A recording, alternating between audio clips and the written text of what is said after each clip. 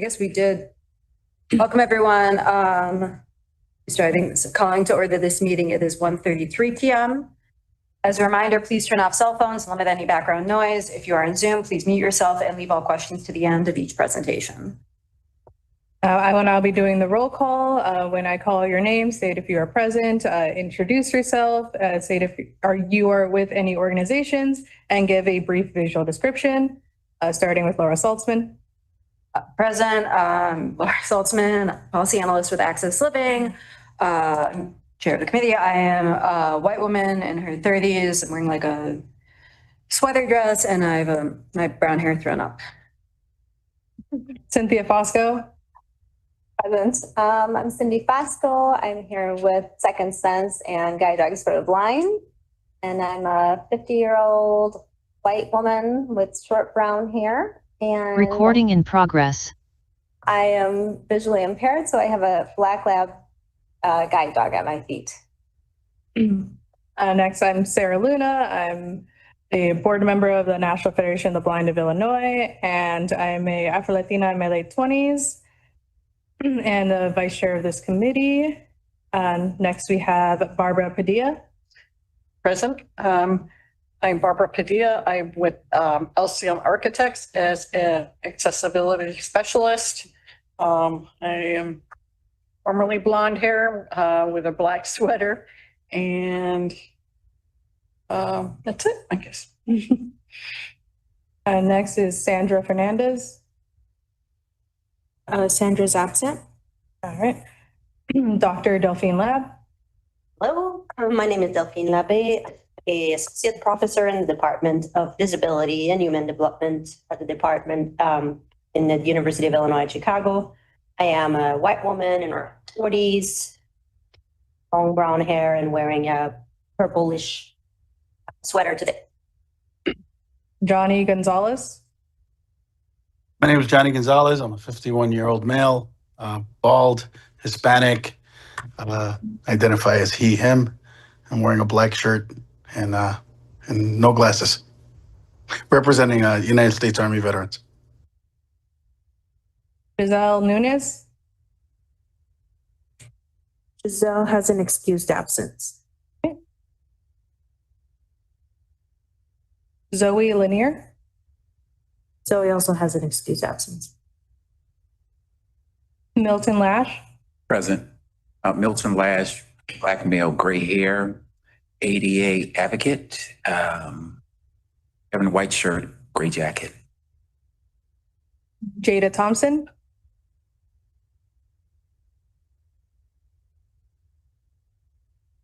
All right, absent. Next, we will have our CTA facilitators. Please introduce yourselves and give a brief visual description. Irma Gomez Fierro. Hello, everyone. My name is Irma Gomez. I'm Data Compliance Programs Manager here at CTA. I am a late 20s, last time I can say that, millennial. I have brown hair, brown eyes. I wear glasses. I'm currently wearing a orangey shirt, and I'm a wheelchair user. Elsa Gutierrez. Hello, my name is Elsa Gutierrez. I'm the Vice President of Scheduling and Service Planning. I'm a Latina, brown, short hair, wearing a white gold jacket in my 50s, early 50s. Molly Pop. Hi, I'm Molly Poppy. I am the Chief Planning and Innovation Officer. I am a white female in my mid-30s wearing a green jacket, and I have my brown hair is pulled up into a bun. All right, thank you everyone for introducing yourselves, and I believe we have a quorum. Yes. And next we will be moving on to announcements. Does anyone have any disability related announcements they would like to share?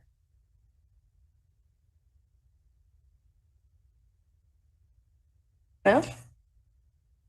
Okay.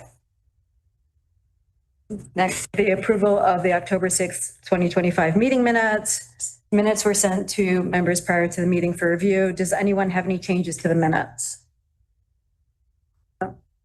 Can I have a motion to approve the October 6th, 2025 meeting minutes? Sorry, Laura, hold on. You need to vote to admit Johnny first, and then you can vote to approve the minutes.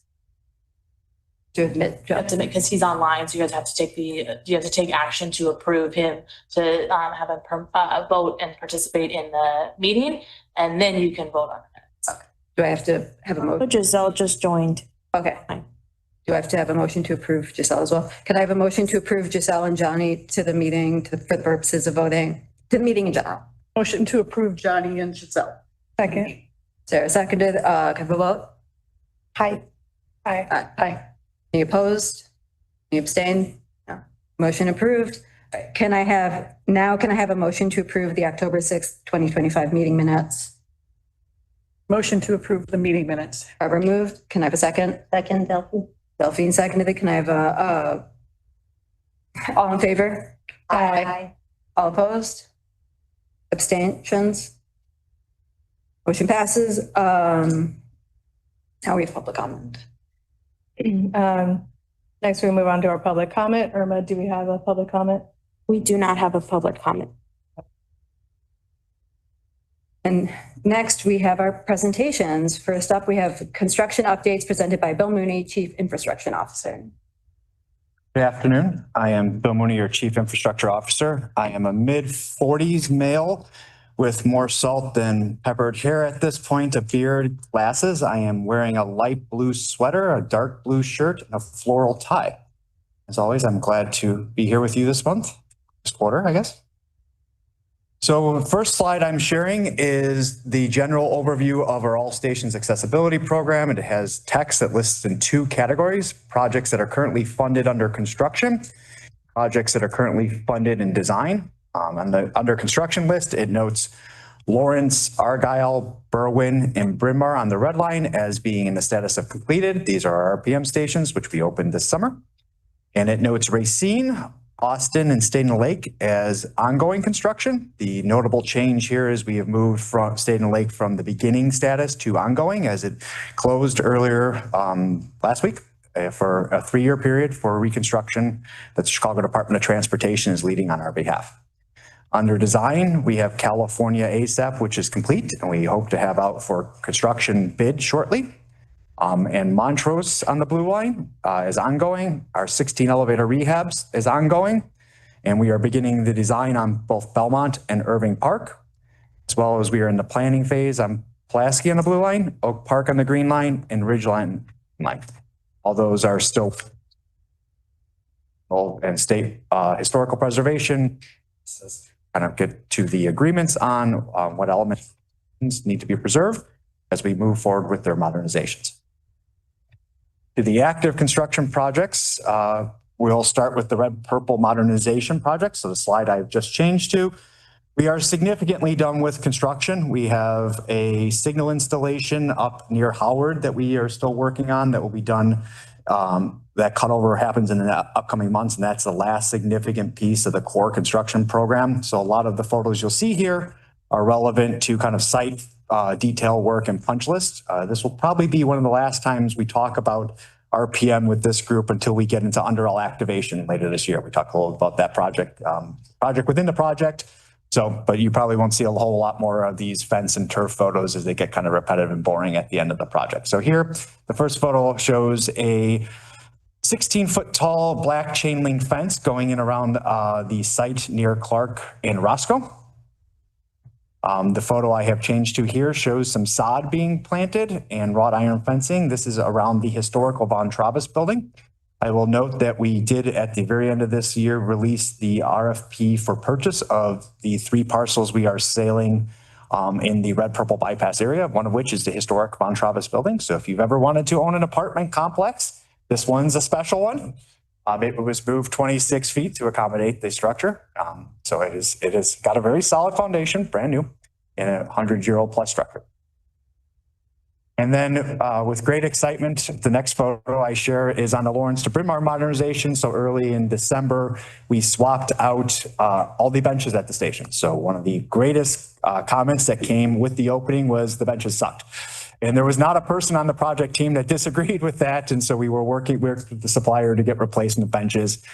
This became the largest liked post that we've ever done when we announced that they were changed out. And after 5 years of social media and all the amazing things this project done, that feedback and sharing that change out was pretty solid. So the benches are now changed at all the stations, and they are similar to what is installed at 95th Street and Washington Wabash and what we initially envisioned going in at these stations as well. So excited to see that component change. Having a mouse. There we go. Okay, and so the next photo I have rolled to is of the segmental box structure near Lawrence, where they are a fence going installed on a partial portion of the wall. So here at the back half of the Lawrence station, so the furthest southern point, there is actually still embankment, and then embankment slopes up kind of to meet the changeover of structure. And so there is some enclosure that goes there to protect the area directly underneath that structure. And that's what you're seeing here. And moving on to our next project. So I flipped to a new photo. This is our Austin Station ASAP project. This project moves forward aggressively with the installation of the new elevator at Austin and the build out of that station house. So the first two photos on this slide, the one on the left shows the area where the new elevator shaft is being built. It shows a series of rebar cage being formed in a pit going up to the platform level where they ultimately are getting ready to pour the elevator shaft. So this is the framing work for that elevator shaft that gets poured. And the photo on the right is actually of little tubs holding concrete. These are sample pieces of concrete from the pour for that elevator shaft. So we test the strength of the concrete at a series of times. We actually have to take samples of it as we pour it with each portion of the mix so that we can break them and see what the strength level is. It's part of the quality of that. The next photo on Austin that I am flipped to is the top portion of that elevator shaft. So this is directly underneath the platform at track level where the elevator shaft comes up, and ultimately steel will go on top of this that will go up in the air that will have the rest of the elevator components in it. So you can see the top of that rebar that I was describing in the prior picture, as well as that concrete I was discussing in the pour. Flip to another photo now of Austin. There are two photos on this page. The photo on the left is a mason who is putting in the CMU. So that's kind of the industrial portion of the concrete or the cinder block wall and the interior space that's being built up for the new electrical room and new communications room. And the photo on the right shows the bump out of the station house. So this will be the new portion of the support rooms associated with that station house, which are being built out. You can see some CMU wall, you can see some roof, and you can see some of the electrical equipment being prepped for that room. And I have flipped to another set of photos from Austin, and you can see the roof going in over that new station entrance. So it is fully roofed in and watertight at this point, just in time for winter. As we move forward with a whole bunch to build out, we are actually actively pursuing power energization. So ComEd was out there last week with their contractor being ready to liven up one of the new lines for the station. So which is lucky. ComEd tends to be a challenge to get out on a timely schedule. So we were happy to see them out there. But we're moving forward there. We're looking for hopefully an opening late spring here at around Austin. I'm moving on to our next project, which is our Racine Station ASAP project. So the photo I have on the screen here is of our Loomis Station House, which is no longer there. As you're aware, we opened up our Racine Station House, which now makes the station fully accessible and providing an elevator entrance there. This will be the sloped ramp at Loomis entrance that will be historically preserved. And so the photo here shows the demolished doesn't show it, but shows the place where the Loomis Station House entrance used to be and the columns being refurbished for the new station house to go on top of. And then I have flipped to a new photo here that shows them building the scaffolding that they'll be using as the work platform to build that new station house. So now you can see the columns coming up through that scaffolding. You get a sense of kind of the footprint of that new station house that's being built there. And you can see kind of the scaffolding running down all the way to the platform, and that allows them to build that ramp, which will be an ADA sloped ramp that takes you down for another accessible entrance, which is wonderful as we'll have two accessible entrances here. So we'll have some redundancy if there's ever any issues. And then I flip to a final photo of Loomis here, where you can see them starting to form the base of that station house with rebar and getting ready to make those initial pours for that concrete foundation for the station house, which is elevated here. It's a beautiful snowy photo. It was in the worst cold period of time, but they're making great progress with some of the beneficial weather we've had recently. But I did have another photo, I'm sorry. So this is them actually pouring that concrete. So you can see that foundation connection to those columns there, and the buckets are used to pour the concrete. And here is just some additional right-of-way work in support of the project. So one of the most complicated portions of these highway stations is getting utilities to them. So we had a directional bore. We drill underneath the highway from the embankment into the right-of-way. And then here they are digging the duct bank from where that bore came into the highway, from the highway, and connecting it back to the station. So this is for the electrical duct bank. So both sides of this get an updated electrical room and new electrical service, which is a big deal. The next station is not formally an ASAP station, but it is a customer-facing project, and it falls within the ASAP elevator rehab program.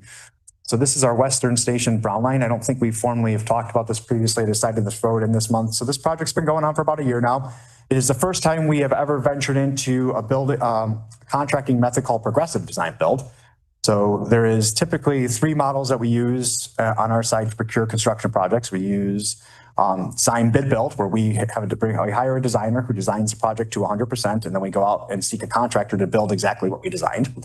Or we do, so like Racine is a design bid build project. HNTB is the designer of record. They give us 100% design, and then FH Passion is the contractor who is building that design.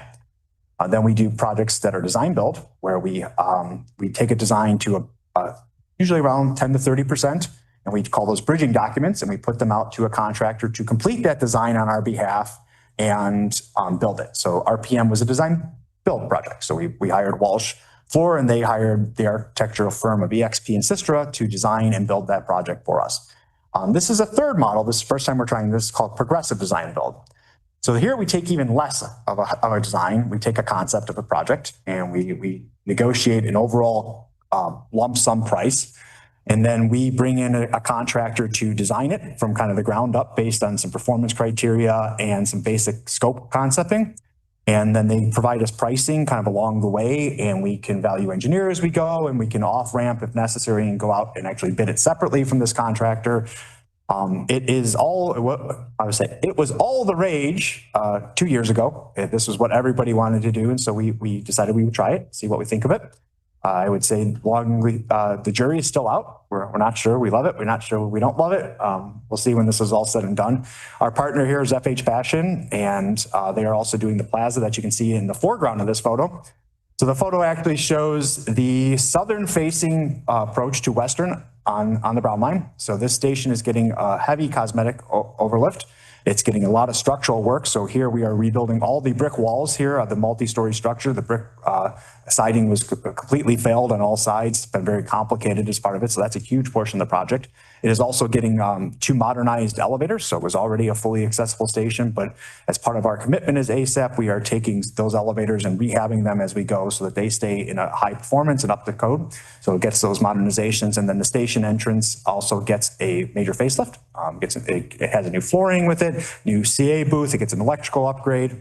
And then it also has a major accessibility improvement is the bus turnaround that's directly adjacent to the station is made fully accessible. So it's been ripped down all the way to the ground. They're pouring a new concrete bus turnaround that will have slope raised loading platforms and ADA curb cut access to all the lanes, similar to what we've done recently at Jefferson Park and some of the other stations. So I thought I'd bring it forward. I don't think we typically talk about this one, but we'll include it in the deck going forward. This project is looking to come to completion probably middle of this year at this point. Late spring, early summer time frame. So here you can see some of the masonry work. They have removed all the brickwork for 2 floors down. You can see scaffolding in its place as they are building it back up. The next photo I'm showing here is of the forming and pouring of the new station curb front. So here they have removed the glass entrances around the station, and they've completely demolished them, and they're repouring and resetting new entryways and glass doorways there. The next photo I'm showing is the location for the new duct bank. So we are similar, as I talked about, that new electrical room. It's getting a brand new electrical service that's upgraded to handle the capacity for the station now and into the future. And here is some of the interior work of that station. You can see in this photo, it's actually 2 photos. In both photos, they show electricians doing work on the new conduit runs for new lights in the station, but you can see the new flooring there. So it has an epoxy floor that's kind of a speckled black and white flooring. You can see some of the fair equipment in the background around there, the CA booth, but they are pulling in new conduit from the new electrical room they've built. These photos. And that is all my project updates for this month. Questions? Question. In regards to the 16 elevator rehabs, is that system-wide or just related to ongoing projects currently? It is system-wide. So when we launched the All Stations Accessibility Plan in its initial vision, it was not only to bring the system to full accessibility, it was to ensure that it sustained that full accessibility. And so as part of the state rebuild program, we identified set aside funding to go after a series of elevator rehabs, with the goal being in each phase, we would continue to go after a series of rehabs. You could ask me what those 16 are, and I could state 16 stations. I'd probably be wrong about half of them, so I won't. But they do deal with really, we look at the highest use and highest abuse elevators, so Park and Lake elevators, right? Those ones have taken just a beating and a half over a lifetime. They see a ton of use. They get picked up in there. I think O'Hare's in there and Midway are in there. There's a couple other ones. So those 16 are very specifically a package of just elevator rehabs. And then there are other ones like Western on the Brown Line, which aren't counted in that 16.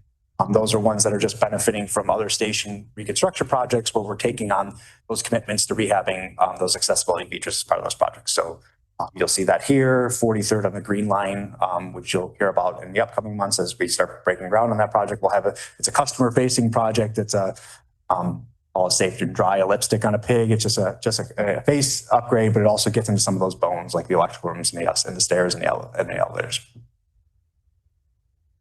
Delphine? For the Austin station, if I remember, there was also modifying the entrance, right? Making sure that one of the entrance, how is that? You haven't talked about it, but how is that going as well? Is that on the hold while you're doing the elevator side, or are you able to work? So Keep one entrance open. So Austin was staged that we reopened the historical Mason entrance, currently functioning as the entrance of the station. Did that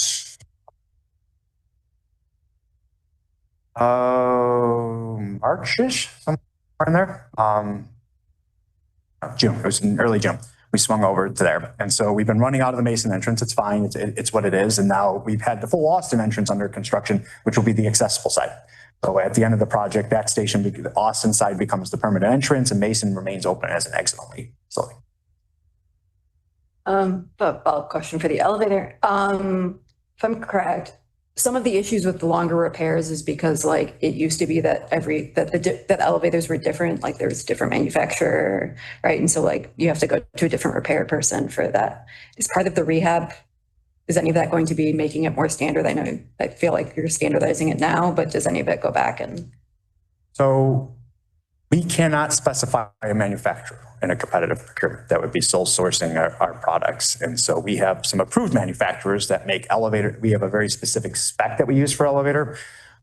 It is a transit use elevator, which is different. So a vendor cannot propose an elevator that is used in a shopping mall because it's an indoor conditioned environment. We have ones that are required to be used in an outdoor unconditioned environment. And there's only a couple manufacturers that make those elevators.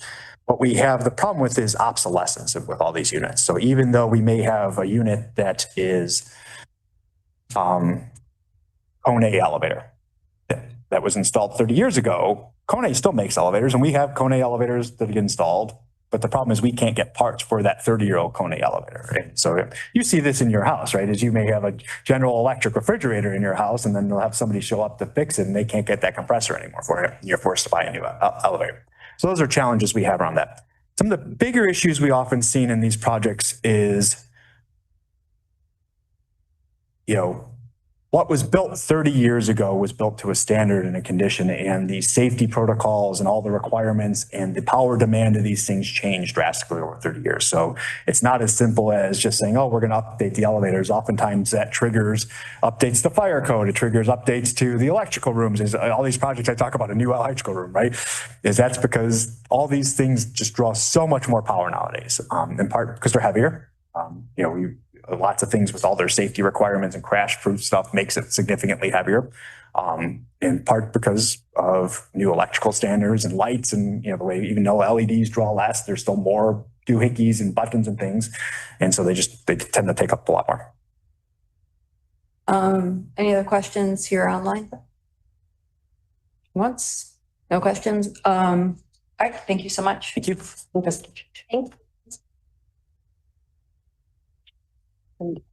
Next, we have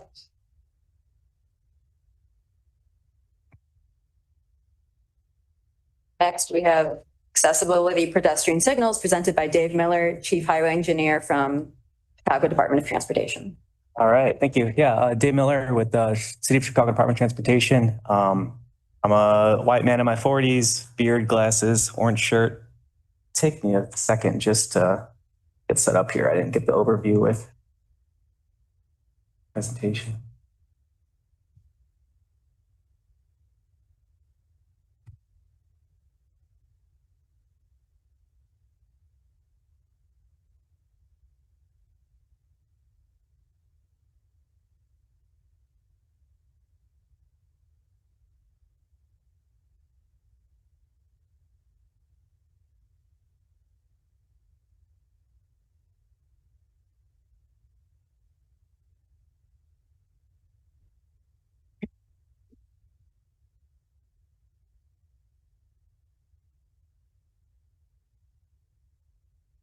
Job. There? No, I had it before. There. Okay.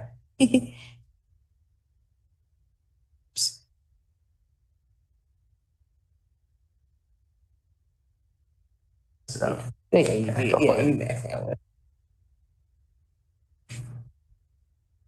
Sorry. Just.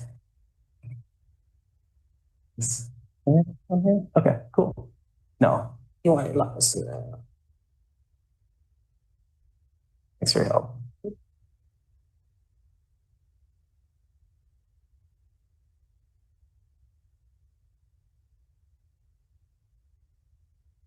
Just go off. The opposite. Just go off. Oh, Yeah. Okay. Great. Okay, so I'm here to talk about accessible pedestrian signals, a expanded program from the city of Chicago. I think I've met some of you before. Irma, thank you for inviting me here. Thank you for participating in the CDOT committee a couple months ago. So CDOT is in year one of a new program to implement accessible pedestrian signals at signalized intersections citywide.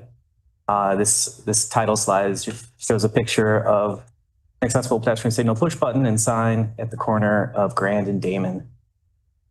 Flipping to the next slide here, many folks are probably aware of what accessible pedestrian signals are and what they do. But just to get everyone on the same page, accessible pedestrian signals are devices that provide information about the walk intervals at signalized intersections for pedestrians who are blind or who have low vision.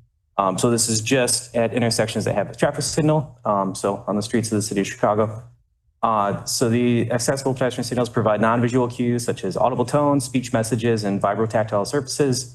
And they basically communicate the state of the walk signal or the do not walk signal for the pedestrian crossing. I cut off some of the top of my.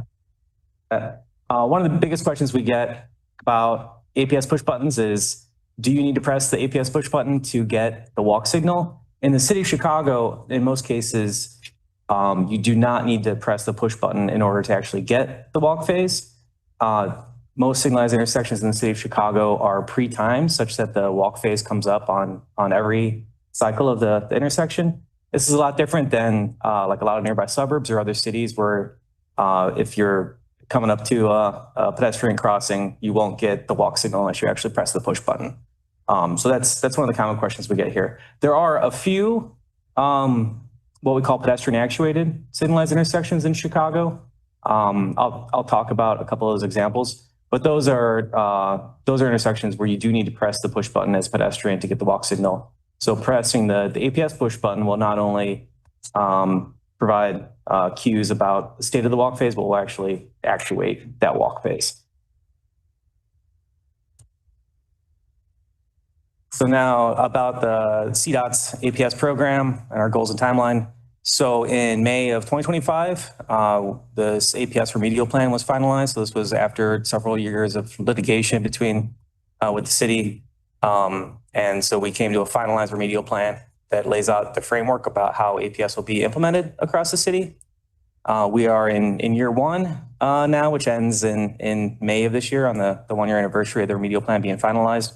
So we have goals for how many intersections in the city get retrofit each year with APS push buttons. There are about 2,800 signalized intersections in the city of Chicago. And so during phase one, which is the next 10 years, 71% of those will get retrofit with APS push buttons. And then in the following 5 years, all the remainder of signalized intersections in the city of Chicago will get those APS push buttons. So it's just a chart here showing years 1 through 10 goals. We're in year one, so we will be retrofitting a total of 70 intersections with APS. And then there's ramping up of the numbers in subsequent years. The APS remedial plan lays out prioritizations, like which intersections should be prioritized for adding APS. So the city has had a policy for several years of any newly signalized intersections or intersections that get their traffic signal equipment completely upgraded, those always receive APS. And now for retrofitting existing intersections under the remedial plan, the first category for those is public requests. So requests that we get from the public for APS, and I'll talk in a couple slides about how to make those requests. Those are the highest priority for retrofitting existing intersections to APS. From there's some other technical criteria of intersections. So intersections with an exclusive pedestrian phase. We only currently have one of those in the city of Chicago right now at State and Jackson, where there's a pedestrian scramble where pedestrians can cross diagonally across the intersection. And there's an older style APS there. We'll be upgrading it to a modern accessible pedestrian signal. Other categories include mid-block crossings. There's a few of those at CTA train stations that I'll talk about. T-shaped intersections, so intersections with just 3 legs, and then intersections with 3 or more streets or other complex geometry. So like many of our diagonal streets in Chicago where they intersect with other streets and have more complicated crossing geometry. Next phase of priorities are signalized intersections with leading pedestrian intervals. So there's a lot of these intersections downtown where the walk signal comes on typically for about 3 seconds before the vehicle traffic gets the green light. The idea is to give pedestrians a jump on vehicle traffic there, but we understand that can lead to some confusion about the state of the crossing, and so we're prioritizing those intersections to add APS. Also at protected turn phases, so if there's like a left turn green arrow, for example, is a common example in Chicago, adding APS at those intersections.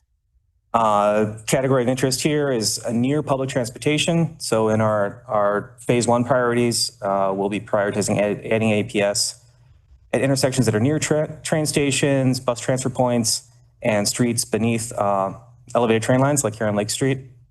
And then finally, we'll be adding APS at near public facilities, so like hospitals, government buildings, police stations, libraries, locations like that. There's a couple examples of APS installations. So the picture on the left is at the Irving Park Brown Line Station by Ravenswood. This was an existing signalized intersection just for the crossing right at the station. So we upgraded the push buttons at that location to the APS push buttons. This is one of those locations that's actuated. So the walk signal only comes on when the push button's pressed here. But that's one that I think we installed that last year at that location. Picture on the right is a coming soon location. So this is at State in Washington. There's a bus boarding island. It separates the bus lane from a protected bike lane. So we, in the next couple of months, will be adding APS at all the corners of the intersection, but also on the bus boarding island so that passengers alighting from the bus there can use APS push button to more safely cross that intersection. There's a couple other mid-block crossings that we know of at CTA train stations that we will be adding APS on, I believe this year. One is at USC Halstead Blue Line. There's a mid-block crossing there. Another is the Sox 35th Red Line. So we'll be upgrading that with APS as well. I think there might be a couple others, but our data team is going through all the intersections in the city to help with those priorities now. So the APS remedial plan includes independent oversight and community involvement. So the plan specifies a couple personnel that are working with CDOT.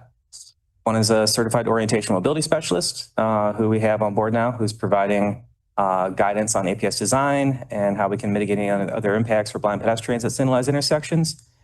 The other person is the independent monitor that oversees the city, our compliance with the court order.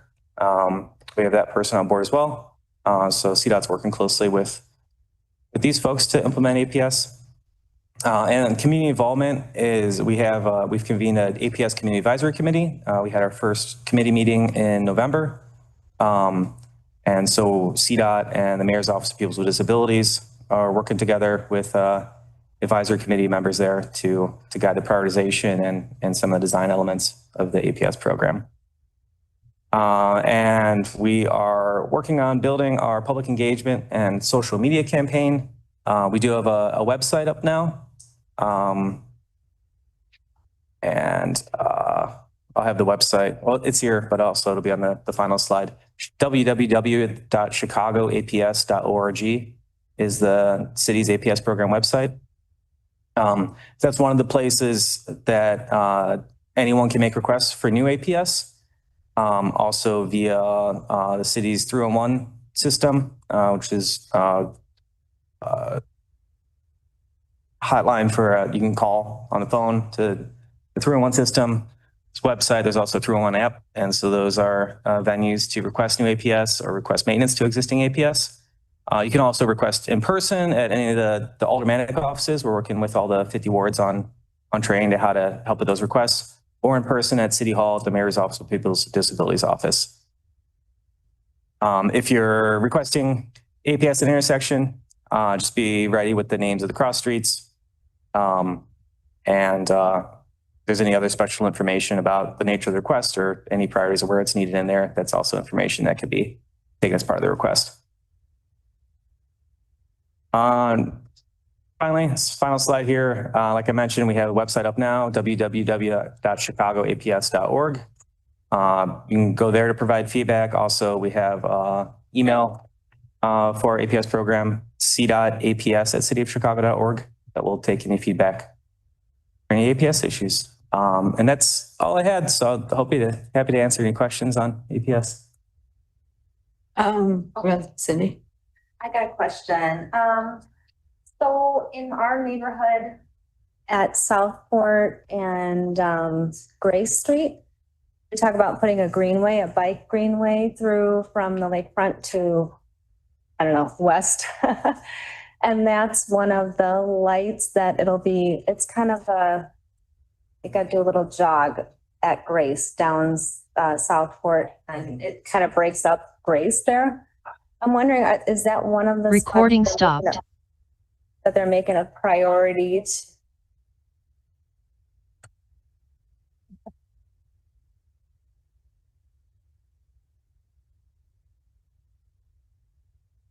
Maybe that answers my question. They paused it.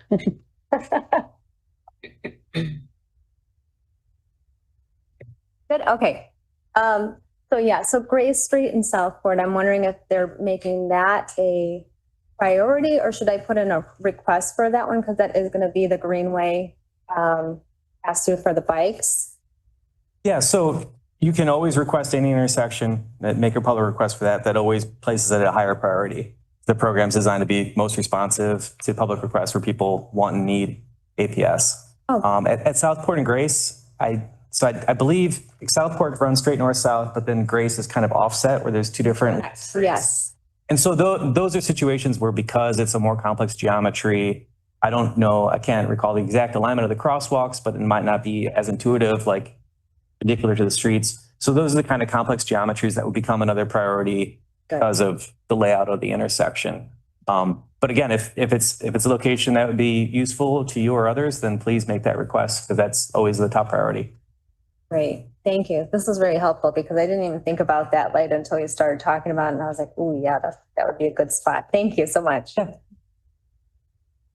Anyone else Question, Sarah? Yeah, I have a very specific question related to like the APS itself. So I see the main other city that I've been to that had APS very consistently was Minneapolis. And I remember when I was using those, like if you if you held the button down, it would give you like what the intersection was. And I was just wondering if that is a feature on the ones that are being installed here, because that was very helpful. Like if I wasn't sure where I was, to be able to easily get that information. Yeah, so we are, as of today, not doing that yet. We're looking into that because that's something we've been getting feedback on. It's not one of the, like having long press to get more information about the intersection. It's not one of like the standard functionalities that's defined in the federal guidelines for it, but it's like a optional feature. So that's actually something we heard from the CDOT APS Advisory Committee meeting too. So that's something we're looking into just in terms of like feasibility in Chicago with like the couple different types of APS push buttons we use now. And then like once we have thousands of intersections with, typically about 8 push buttons per intersection, how we manage the database of the messages that are within those. So those are some of the technical issues we're trying to figure out now. We are in discussion with other cities that are also doing rapid APS deployments on what kind of features they're implementing.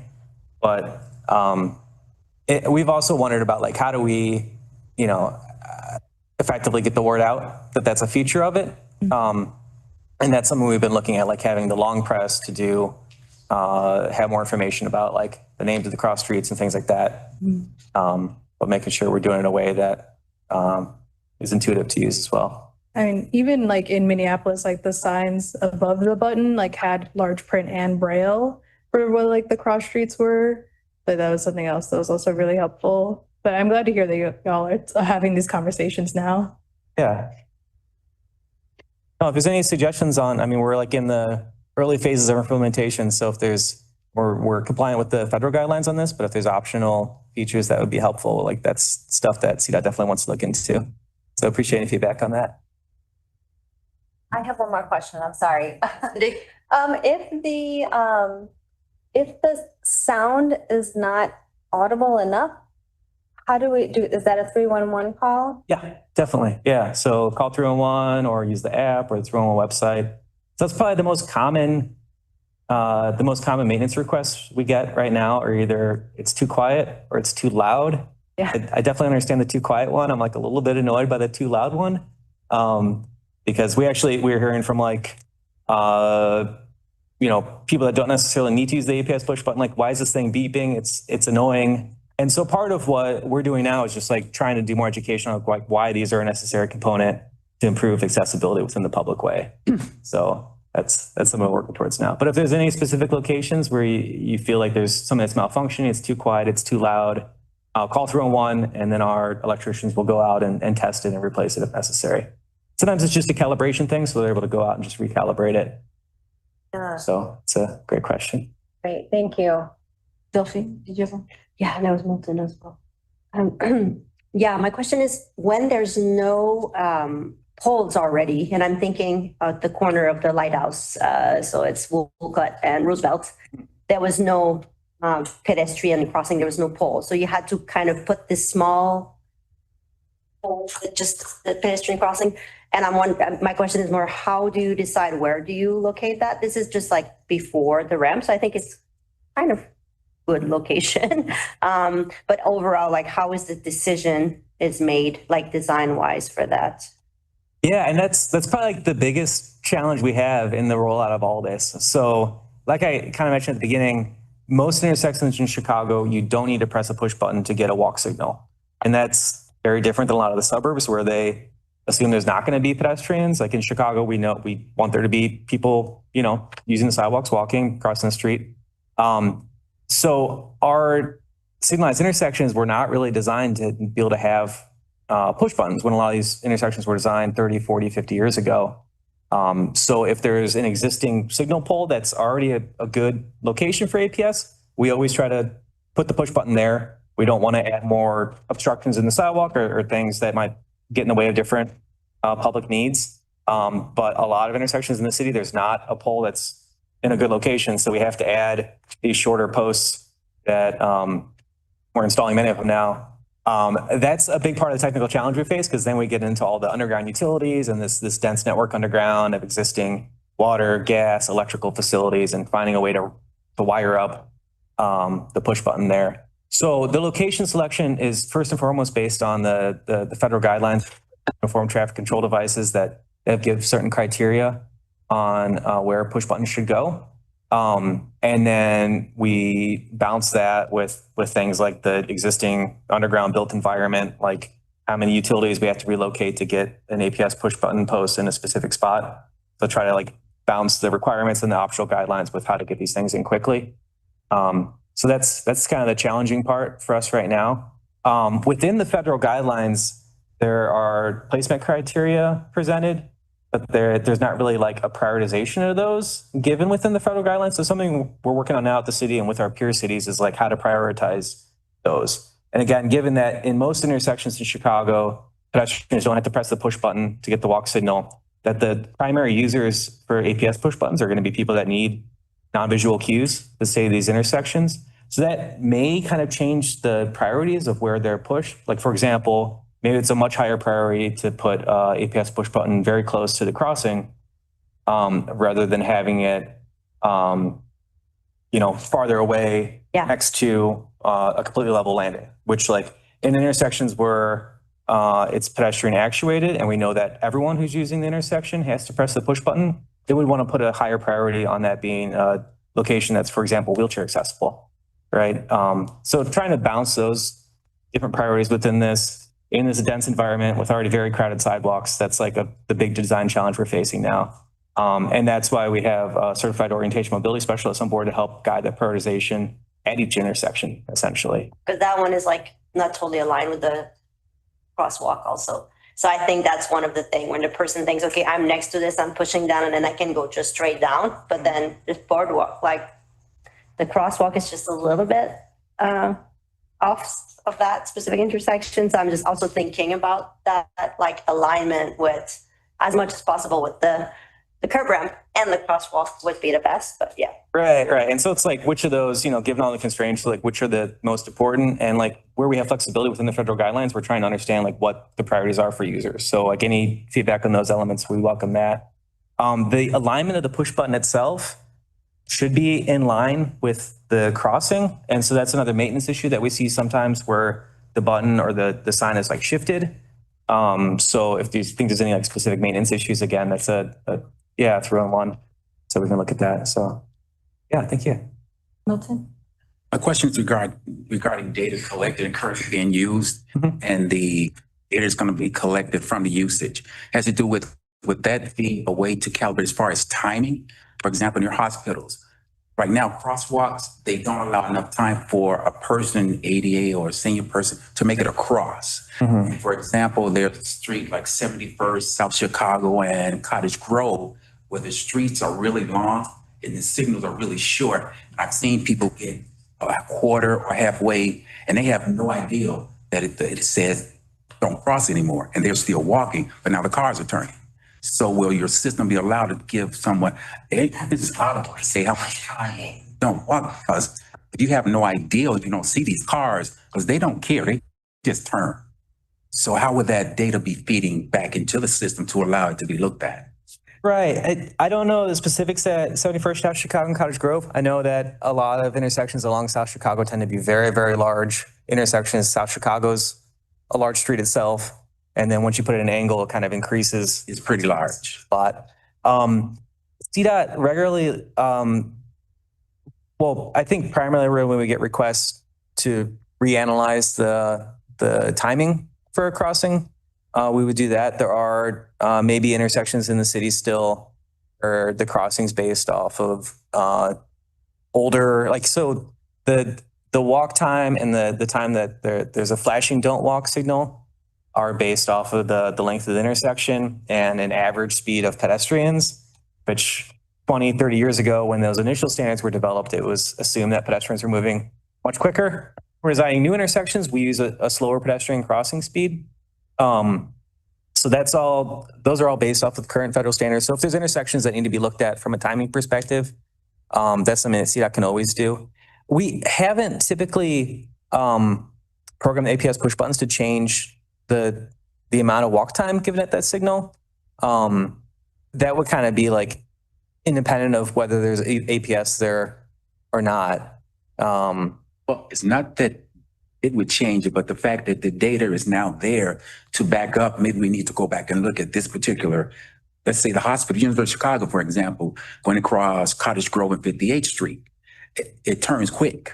So if I have data to say, you know what, it's running out too quick and it's not allowing our patients to make it across the street, then I know exactly where. But your system is allowing them to pinpoint where these actions need to be taken. So that's what I'm asking. Yeah, I guess we haven't, as of now, like been collecting usage data because I would have to look into if we have any like capabilities with these new push buttons we have already. So I don't know the answer to that. If there's like any new data that we're collecting as part of this, I would say if there's any intersection ever where you feel like there's not adequate crossing distance, and that's a 301 call or that's request coming in. Thank you. I have an additional question along these lines because I think it's a great point. Is it in the federal guidelines to have like a countdown for like when the light is going to change? Because that was a feature in Minneapolis, and I remember there's one crossing where there were two streets that were parallel together, and it was like it counted down from 37. Like it literally like said walk, and then it started counting down because the crossing was so long, and that way you could know how much time you had. So I was just wondering if that was in the guidelines or not. So it's a countdown, like a audible countdown? Yeah, that's another feature. I'm not sure where that falls in the federal guidelines. So that's something we'll look into as far as like if the APS can also have a spoken countdown. Now, whenever we upgrade pedestrian signals now, we add the countdown on the walk signal itself, the visual version of it. I don't know where audible countdowns fall into that. So that's something we can look into as far as how we would implement something like that here. And one of the things we're finding is that like there isn't as much standardization as we would have expected with how APS function across the country.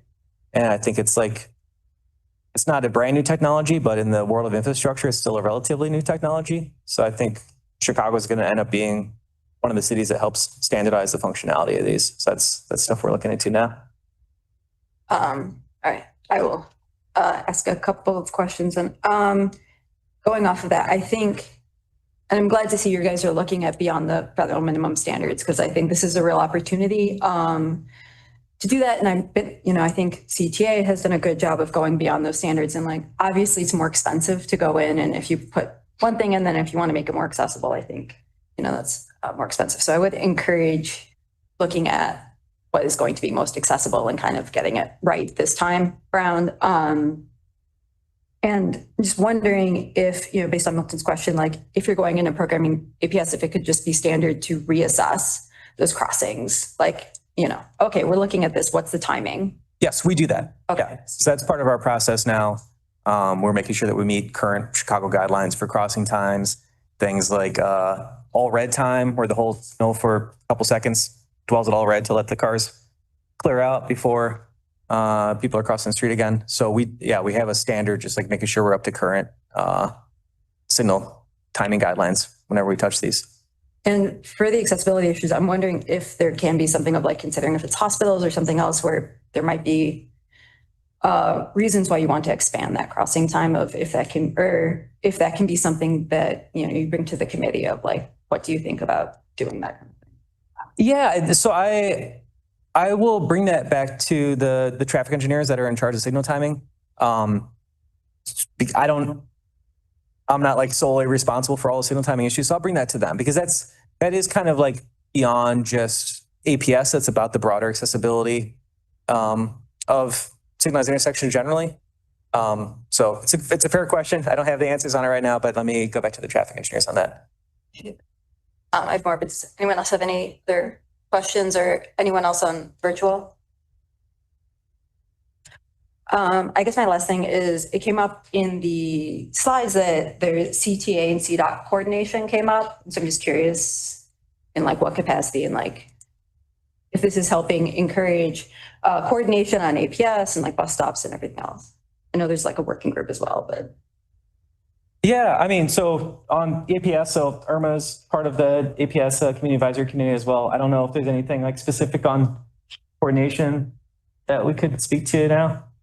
I think it's ongoing and we're constantly working with CDOT to make sure that, you know, if there is an opportunity to add this to any of our current projects, maybe we can prioritize that. And Laura, you'll hear from Jeremy and Quentin on bus stop accessibility, which right after this, so kind of coming into all of this. And one of the things that we are doing is working on updating our bus facility handbook for next year. And CDOT is supporting that effort. So bus facilities, it's bus stops, right? Everything. And so that goes beyond accessibility, the accessibility being key component of it. And then we also sit on the Office of Underground Coordination. So anytime these APSs are going in, we also get to look at them. So we look at it on the front end, right, as we're coordinating with CDOT. Then we also see it on the back end too, as it's going through design and implementation. So there's a lot of coordination that happens both at the front and then once it goes through design and going to implementation. So I'd say, you know, in the last couple of years, we've all really started together very well and trying to have more coordination. And I think it's a good thing we've created so many touch points between CDOT and CTA, and also that it's not just one person that is a touch points. There's a lot of different folks that are touch points with CDOT now at this point around bus stop accessibility, the APSs specifically, as well as then also rail station to work as well. Well said. Thank you, Molly. Great, thank you. All right, last call. Any other? One question. I'm so sorry. I'm just wondering if you are allowed to tell us who's the O&M expert and the moderator for the project? So the O&M is Amanda Hetzel from Second Sense. Oh, great. Okay. Perhaps you're familiar. Yes. And the independent monitor is Michael Shaw. I know him. Is Seattle based now, but he has a long history working on accessibility issues in Chicago. He's done a lot with for ramps and things like that previously. He used to work at the office I work at. So he's a good guy. Great. Yeah, so lucky to have a very good team there. Yeah. Thank you so much. Thank you. Thank you. All right, great. Thank you so much. Really. Yeah, thanks.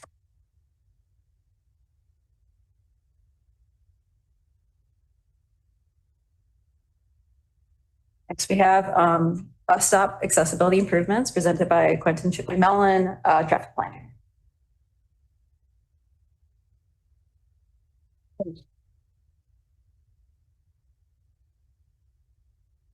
This is you.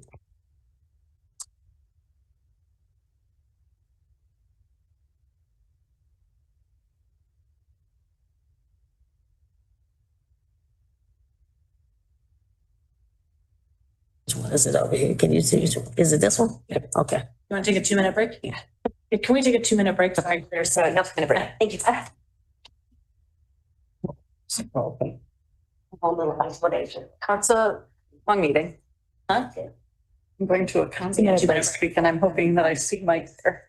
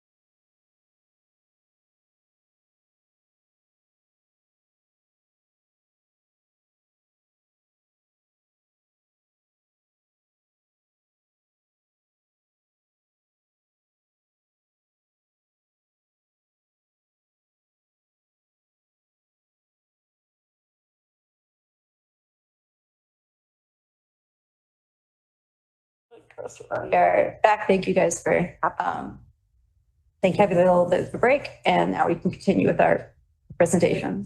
Also, can we be louder over? Yeah. Speaking? Yeah, speaking louder, yes. Thank you. Channel your inner Molly. I'm good at that. We don't have your. I can do that. We all good? Hi. Hi, good afternoon. My name is Quentin Shipley-Mullen from the Traffic Planning Group. I'm a younger 30s white male, shorter hair, clean shaven, and a blue sweater. I am here today to talk about, as Molly kind of spoiled, the bus stop improvement program. My team in traffic planning works closely with the City of Chicago's Department of Transportation. So to give a run through of what I plan on talking about is first, how are we in traffic planning defining an inaccessible bus stop? How do we know where those bus stops are? The methodology of choosing which stops we upgraded and keep upgrading through this program, the actual nuts and bolts of how that work is done. And I also want to talk about some of the things that are outside of the scope of this program, as well as some of the future focuses for the program and other accessibility related initiatives that are part of my group that we work with other groups, both here at CTA and with CDOT. So first, defining what we in traffic planning consider an accessible bus stop.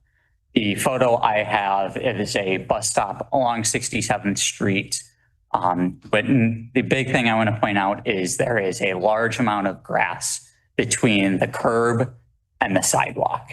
There's a little bit of concrete, but it's not really wide enough for our standards. And our standard relates to being able to successfully deploy the ramp on the bus to be able to get somebody on or off the bus who needs the ramp, be it for a wheelchair, strollers, any other kind of mobility device, or just needs in general.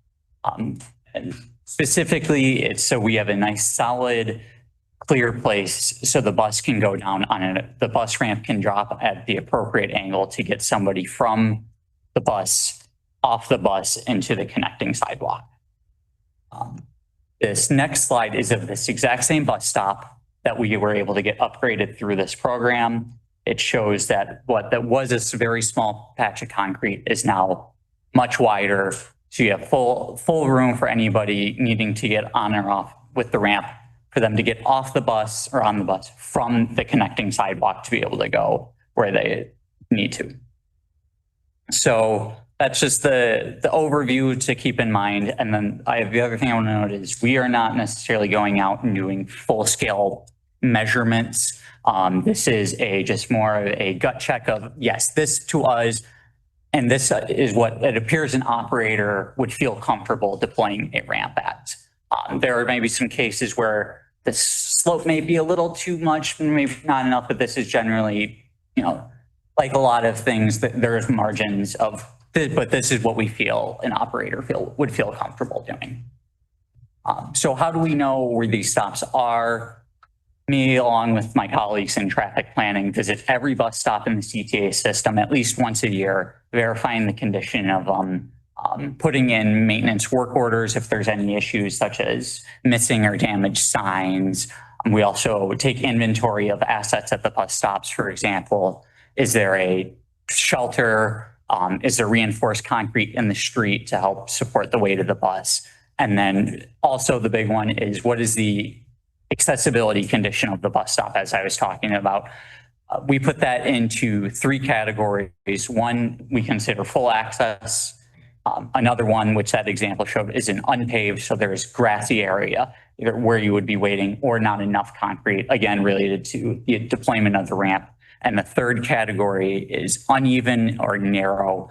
Either there's not enough room, it's too narrow of a sidewalk, can't fully deploy the ramp, not room to get around through the bus stop, or uneven, it's at too great of a slope or some other kind of disconnect. A common example of that is the eastbound bus stop at North Avenue at Milwaukee Damon, where it's kind of a weird double height where you can't successfully deploy the ramp there because there's not enough room to do so.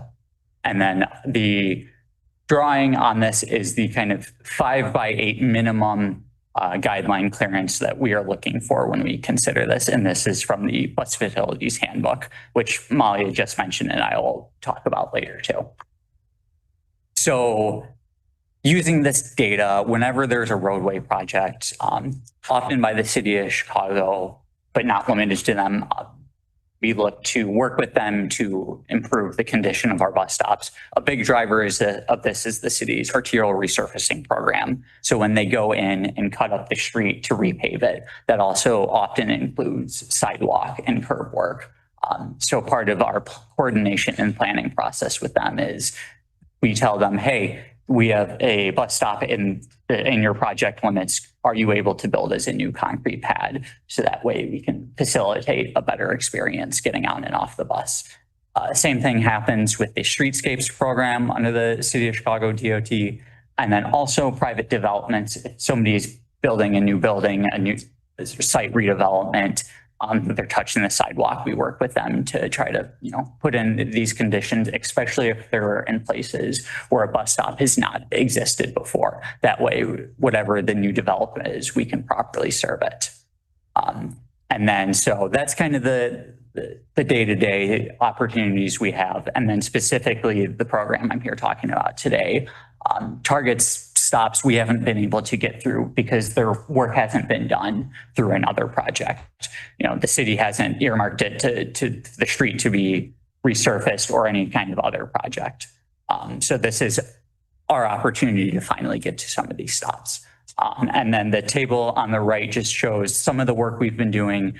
These counts are for the city of Chicago only, but since summer of 2021, we've been able to decrease the amount of inaccessible bus stops by about 300 through all of the projects that we have opportunities to do so. So talking about this project itself, we used a data-driven approach with a couple prioritization metrics. The first one was the MOBEC score, which is a City of Chicago mobility and socioeconomic index for every community area. It was assigned a value, and using those, we weighted those scores to make sure it's not just the same neighborhoods getting the same upgrades as it always did. And namely, this project we started with community areas such as Chatham and Douglas. We targeted the approaches there and then have kind of been spreading it out to other neighborhoods and, just eventually a descending list of high impact stops. Some of the other things we took into account is general bus ridership. An improved bus stop is great for anybody getting on and off the bus, not just those who need the ramp, but also even if it's not a stop we consider accessible for the ramp to be deployed, sometimes the ramp is, or it's not nearby. So where is our bus data telling us that the ramp is being deployed? We also took data from the venture fare types, the disability and the senior ride programs. And then also the first round, we looked at locations near hospitals just to kind of round out and give us a good scope of work to be able to do. And then this map on the right shows a bunch of blue dots, which are the locations of the bus stops we consider this program, overlaid with the city's community areas and their mobility score index. So how do we get them up to rated? The Accessible Stop program is bond funded through the City of Chicago. It's about $1 million per year through the Connect program. And that's been our opportunity, as I said, to do these stops that haven't otherwise been able to be upgraded. The mission of it is simply to facilitate wheelchair ramp deployment and better boarding for all customers in variable weather conditions. We're a city that gets all the weather, sun, snow, rain. It just makes for a more pleasant experience for everybody.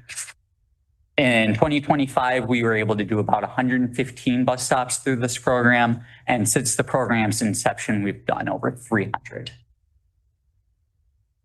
So the process of how we get them upgraded, I talked about kind of our methodology here at CTA of suggesting the stops. We send that list to the City of Chicago, who sends out their surveying team to determine the scope of work, design the plans and kind of get an overall feeling for the amount of exact work and of material, which informs the cost needed to do some of these projects. It also took some of the bus stops out of the list, and I can get to some of the issues around that later. They send us back the survey.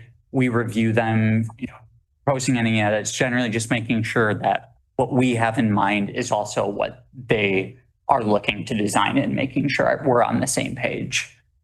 Once we're all good and in agreement on that, CDOT releases the plan to one of their contractors who completes the construction of the bus stop. And then once we're told it's done, CTA staff will come back in and manually update our data to make sure it's taken off the list and that, we're not looking to rework the stop in the future, but also some simple things such as moving the bus stop sign. So that way operators know this is the new spot to pull up to best serve this newly constructed bus stop. So I have two examples here of some of the engineering work done to this. The lower left of the bus stop shows a bus stop which actually has a concrete waiting area. However, that concrete waiting area is not connected to the sidewalk. It's just grass in between. So the photo highlights where we would suggest, hey, can you pour a new piece of concrete that meets the slope requirements, the width requirements. That way we can connect this area to the sidewalk. So it's not just, oh, you're off the bus. Now I still have to travel through dirt or mud or snow or whatever it may be. And then the photo on the right is an example of a plan set showing how we would move the bus stop by relocating the bus stop sign and installing a new piece of concrete, in this case, to a 10 by 12 piece of concrete on the other side of the tree that better lets anybody get on and off the bus. And then it also shows a cross section showing that we want to keep the slope under 2% as much as we can. That's generally what we consider an acceptance for the wheelchair ramp. And then this is another example of one of the plan sets we get from the city of Chicago, just showing this is where we're going to put this piece of concrete. Here are some of the other things that go involved into it. Maybe it's an upgrade to the ramp that connects the street to the sidewalk or things of that sort. So I also want to talk about some of the bus stops that this program can't fix. Usually it involves, a complete rebuild of the curb and sidewalk, things such as double height sidewalks. The slope is too severe or the sidewalks not deep enough. The photo on the right is an example of kind of a combination of these factors of the sidewalk is not connected to the curb with concrete and there's some gravel in the way. And even if we wanted to pour new concrete, the slope would be too severe. It wouldn't be a safe, accessible condition to deploy the ramp. Another one, as I mentioned, the double height sidewalks. Oftentimes, the bus doors, even without kneeling, are actually below the height of the sidewalk. And that's not a gap we are able to safely deploy the ramp across. Another thing that is not part of this program, because this program focused on City of Chicago right away only, is some of our bus terminal facilities usually located at rail stations. I've highlighted an example here at the Kedzie Orange Line of, while there are boarding platforms with some ramps, they're often not wide enough. They're not fully comfortable spaces. And while, there are avenues that we're looking to upgrade some of these, I know one in the works right now is the 79th and Halsted bus terminal. That's not a part of this program. So moving forward, I know one of the ideas we've started to explore is the 2026 iteration of the program is focusing the bus stops at locations that CTA and Pace Bus have shared bus stops, being good regional mobility partners with our peer agency, basically saying a bus stop that CTA rider can use, also a bus stop that Pace rider can use. For example, on South Halsted Street, if somebody is trying to get on South Halsted to the 95th Dan Ryan Red Line Station, you can take either a CTA bus or a PACE bus. Oftentimes, it's simply whichever bus stop shows up first. And in that case, let's make that bus stop accessible, even if you are choosing to ride the PACE bus that day. We want to be good shared partners. Also in the purview of my group is, which I know you have all seen before, is the blue tactile signage rollouts. Also in partnership with the Innovation Studio, the real-time bus arrival signage showing information on when your next bus is coming in, and it has an audible component to you. You can press the button and it'll announce route number 55 is coming in however many minutes. And then, as Molly had said, we're working on a new version, a better version of the bus facilities handbook, which provides standard details needed for any of an infrastructure project that may occur next to a bus stop, so that we can tell somebody, hey, this is what we're looking for when you're building anything near a bus stop. Here are our minimum requirements for accessibility. Here are what we need for any kind of amenities that go into that space. And that's for City of Chicago, suburban communities, private developments, public works, any of those type of things. That way we know we have a standard, consistent way of saying, this is what a good bus stop looks for us.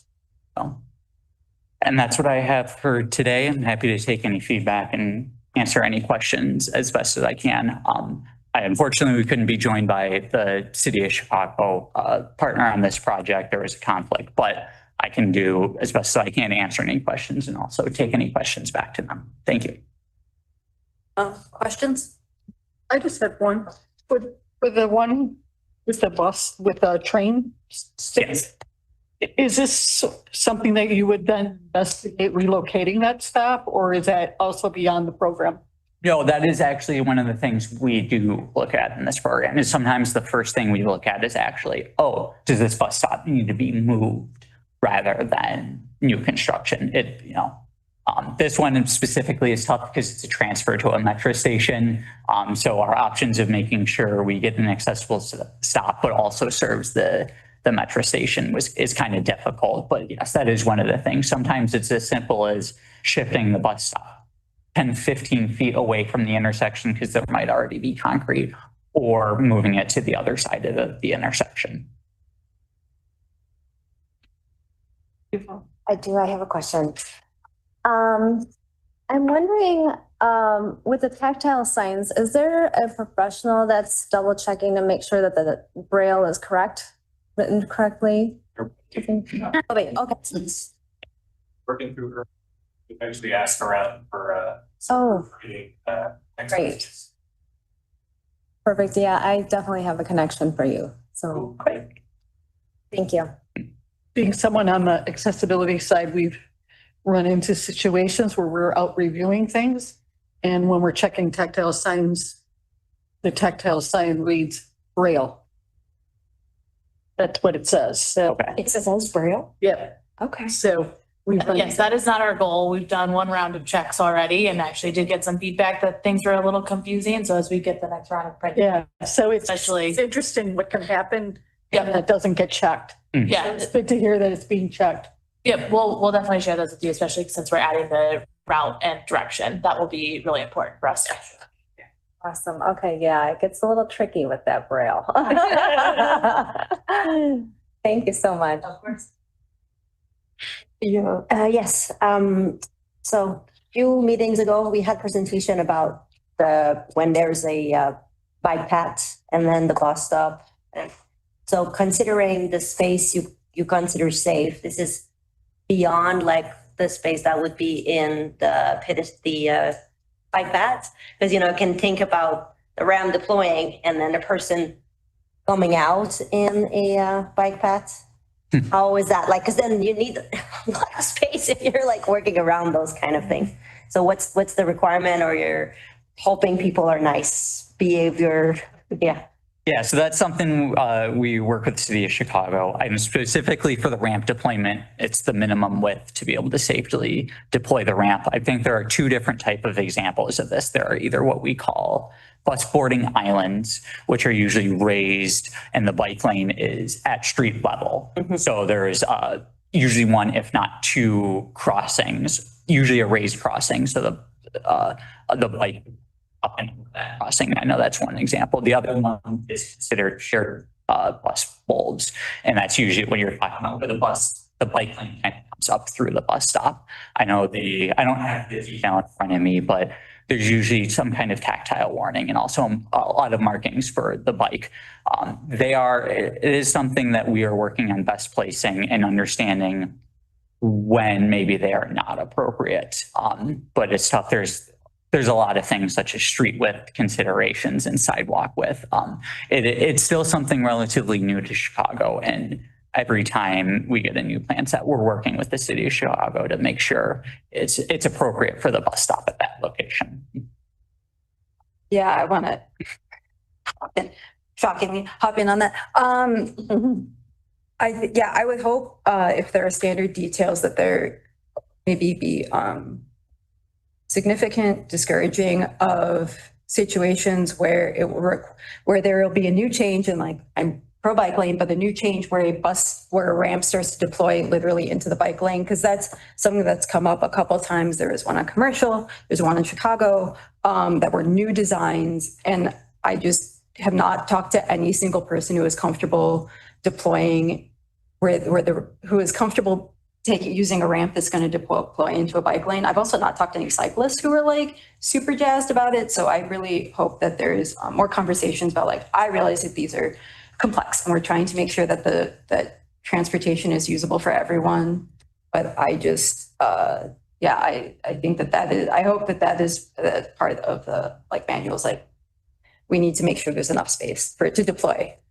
Yeah. And there is as I said, I don't have it in front of me, but the city of Chicago does have a design guide that kind of sketches out some of those details, and they make sure they incorporate in any of the projects they do. Oh, yes, but these are new designs. So I think that there's a revamp. I realize it's longer conversations, but I hope since you guys are since you are providing, new details, that be included. Mm-hmm. Definitely. Yeah, it's a situation that comes up in the hybrid. Come say.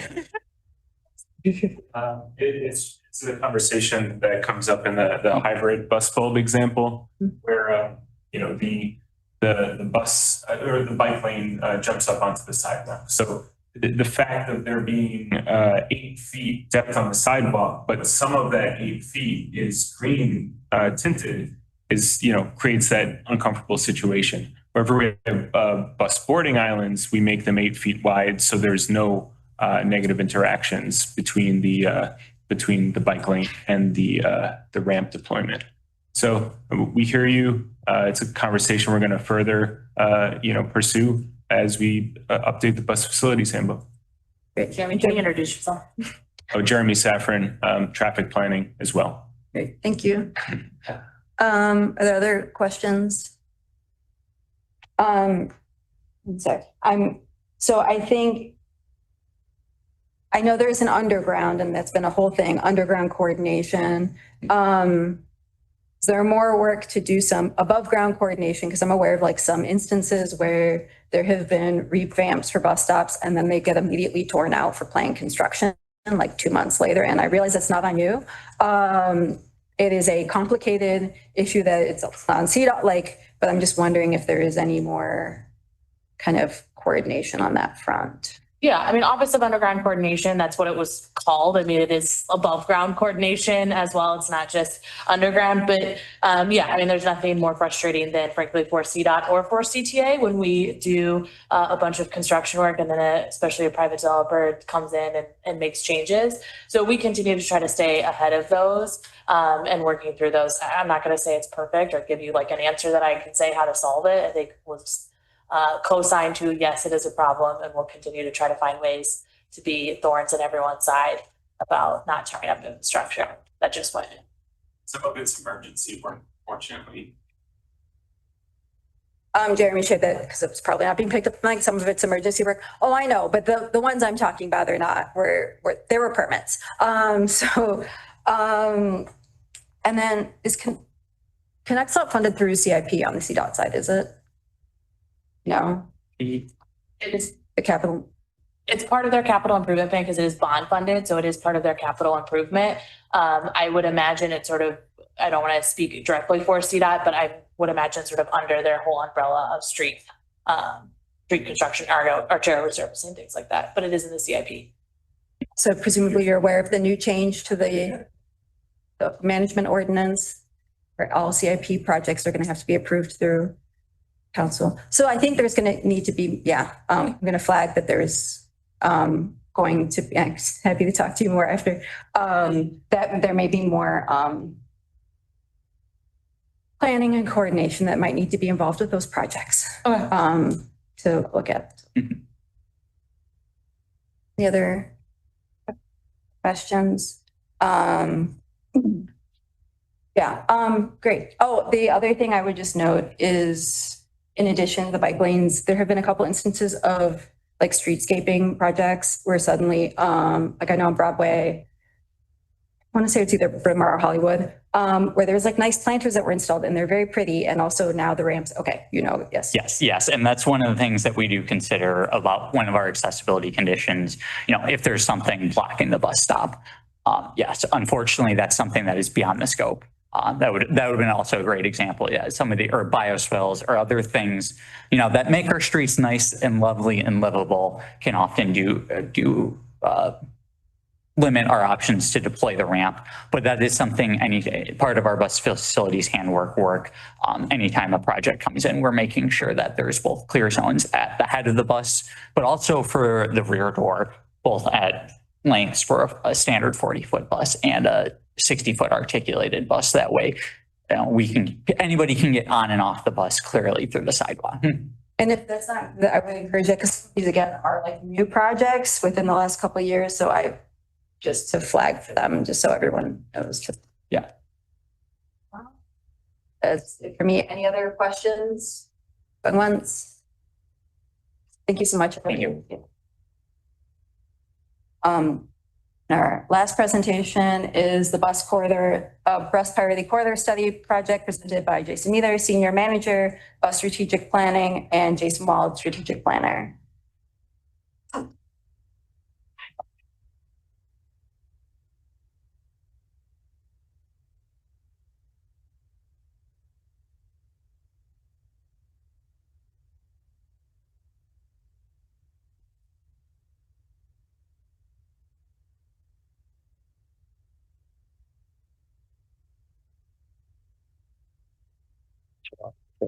This is it.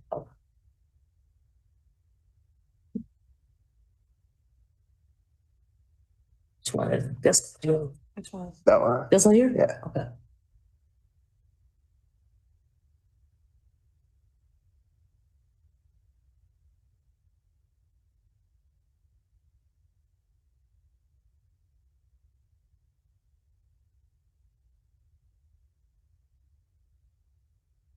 Hello, everyone. Thanks for inviting me to discuss a bus priority project we're excited to be working on.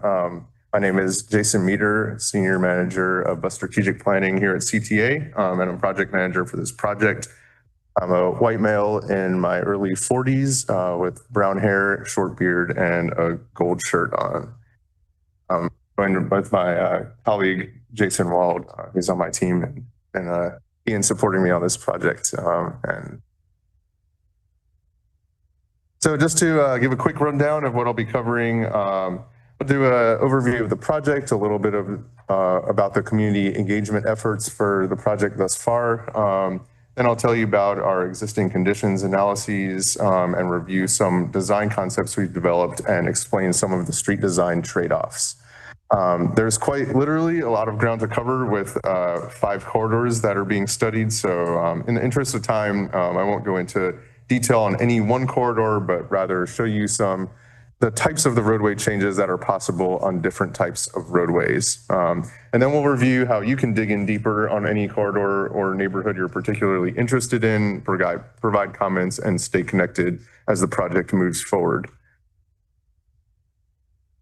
At a high level, the bus priority corridor study is exploring ways to make bus travel faster, more convenient, and more comfortable for riders. 2024, CTA provided more than 180 million bus rides, connecting Chicagoans of all income levels, but it's not just bus riders that benefit from bus priority measures. Buses mitigate traffic by making efficient use of Chicago's street space. One standard bus taking up as much space as just 2 cars can comfortably carry 50 people and often many more. The graphic shown here demonstrates how buses can move more people in the same amount of space. As we all know, buses can move slowly and get bunched up, often due to traffic congestion.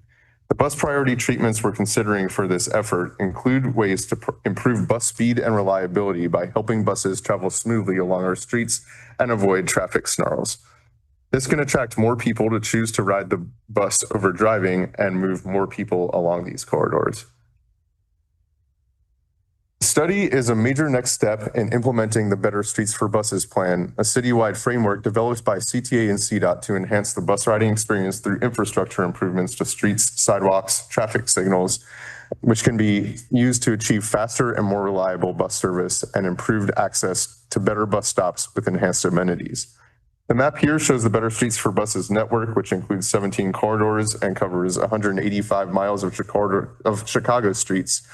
The plan does not assign specific infrastructure enhancements to specific locations. So from these 17 corridors, we identified 5 corridors to study first in order to develop design concepts.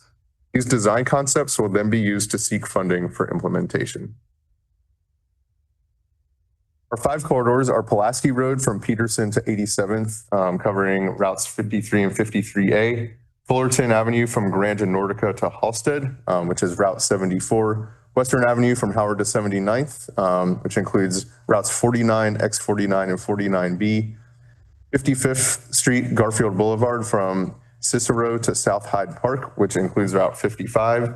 And last but not least, Cottage Grove Avenue from 35th to 115th, which includes routes 4, X4, and 115. Together, these corridors alone provide 80,000 daily bus rides. These 5 were chosen to advance first due to a combination of factors, including broad geographic coverage, ridership, and public support expressed during the initial development of the Better Streets for Buses plan.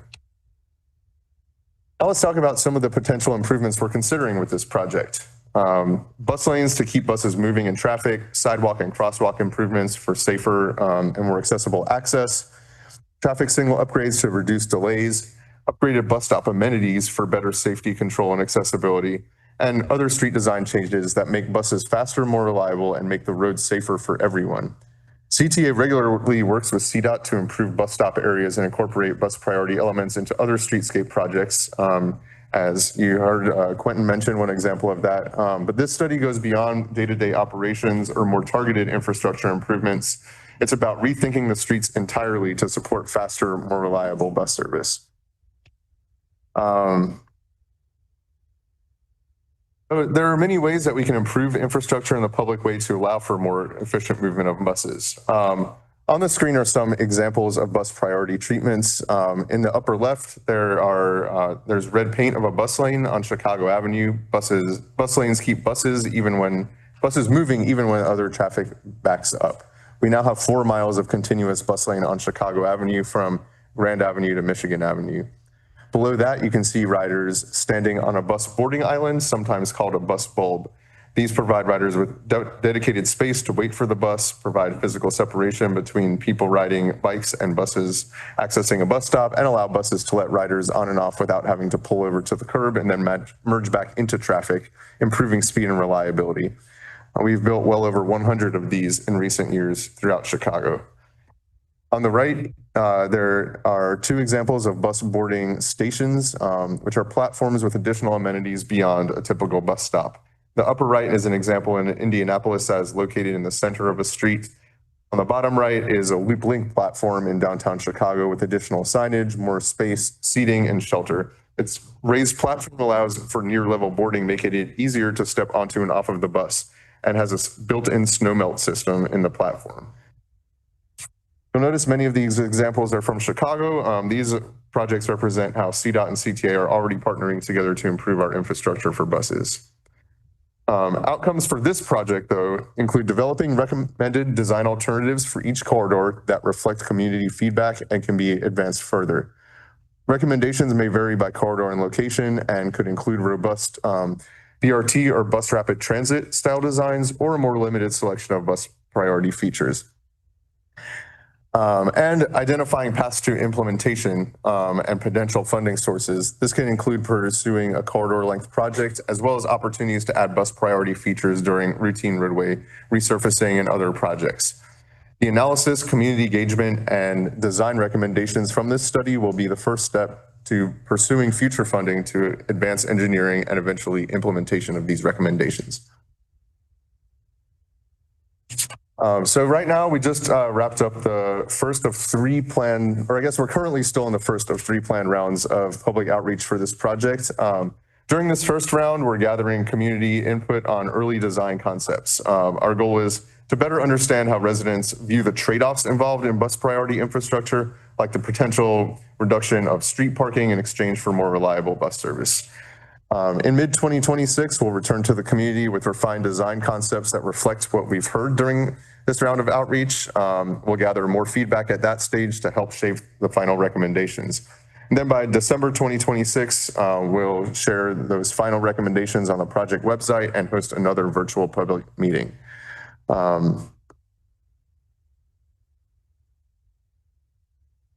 You want to reiterate that this is it's the beginning of this effort, and there'll be many feedback loops that I'll get to in a little bit, and how you can engage if you weren't able to join one of the public meetings that we had last month. Over the past few weeks, we hosted 3 in-person community meetings, one in Gage Park, one near Avondale and Logan Square, and one in Washington Park. In addition, we held a virtual public meeting as well as smaller conversations with community-based organizations and aldermanic ward offices. In light of challenges reaching as many community members as possible, we created multiple formats for people to engage and provide project feedback. That's in person, virtually, and asynchronously via online survey. So far, some key themes that have emerged from our conversation is that pedestrian safety is a top priority. Bus rider experience matters deeply, especially speed, reliability, and comfort while waiting, with strong support for shelters and seating. And local businesses have expressed concerns about potential impacts to parking and access along these corridors. Before developing a range of potential design concepts, it's important to first understand how these corridors operate today. The project team began with an analysis of traffic characteristics, including traffic and bus speeds, traffic volumes, and traffic crashes. It's also critical to understand the physical characteristics of each street, such as where on-street parking is currently permitted and the prevailing width of each segment. You can find corridor-specific profiles with this detailed information, as well as bus ridership stats and destinations and connections that these corridors make in the additional materials that are on the project website. Now we'll get into the different street design concepts and trade-offs. So I'll share the design concept examples in a few slides, but before getting to that, you can consider how each concept impacts the following street design priorities. So bus speed and reliability means making buses as fast and reliable as possible. Pedestrian experience and safety is making it safer and more comfortable to walk along and across the street. Passenger experience can influence the comfort and convenience of waiting for the bus.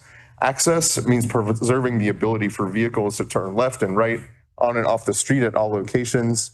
Number of car lanes is impacts to the number of travel lanes currently available. And parking is in the context of preserving as much of the existing street parking as possible. Some of the design concepts will require a shift in how street space is currently allocated, so it's important to understand what is most important for each community and each corridor. We know that every neighborhood is unique. Different parts of these corridors will have different needs, priorities, and challenges. For example, on one stretch, parking might be really important. In another, you might want to see as many pedestrian safety improvements as possible, et cetera. I'll note that most, if not all, improvements all improvement alternatives being considered have a net positive impact to pedestrian experience, safety, and accessibility, just inherent to everything that we're trying to do for the bus.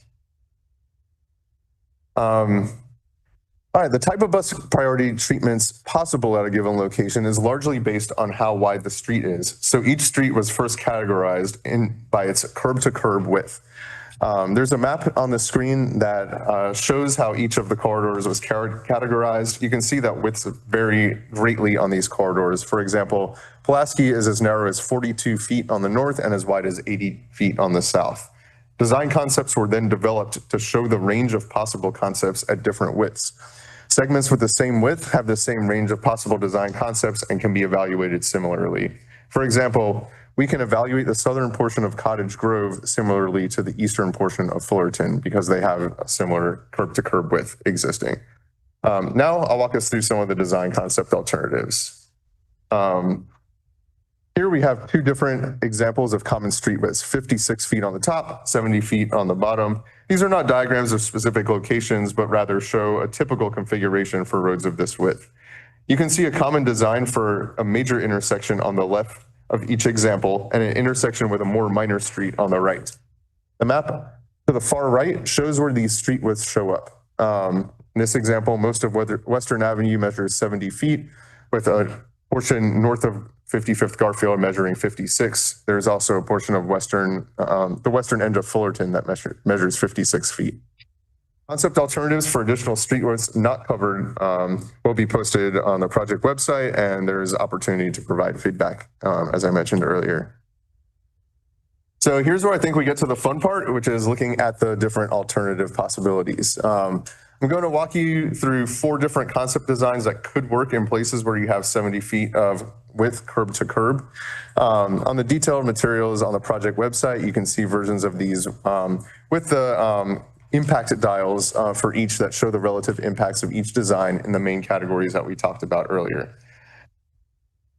In this example, option 1 has center running bus lanes and bus boarding islands in the street at major intersections with one station for each direction of travel in the middle of the street.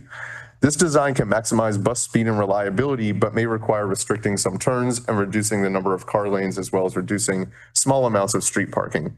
This concept would also provide an improved passenger waiting experience and improve pedestrian safety, for example, by having the bus stops in the middle of the street serve as pedestrian refuge islands. Option 1 from the last slide is included here again on top, but we have added in option 2 below for you to compare. Option 2 on the bottom also has a center running bus lane, but with a median bus boarding island at minor intersections, with buses in each direction sharing the island. While both options improve pedestrian safety, option 2 may require additional walking distance for transfers to other bus routes at major intersections.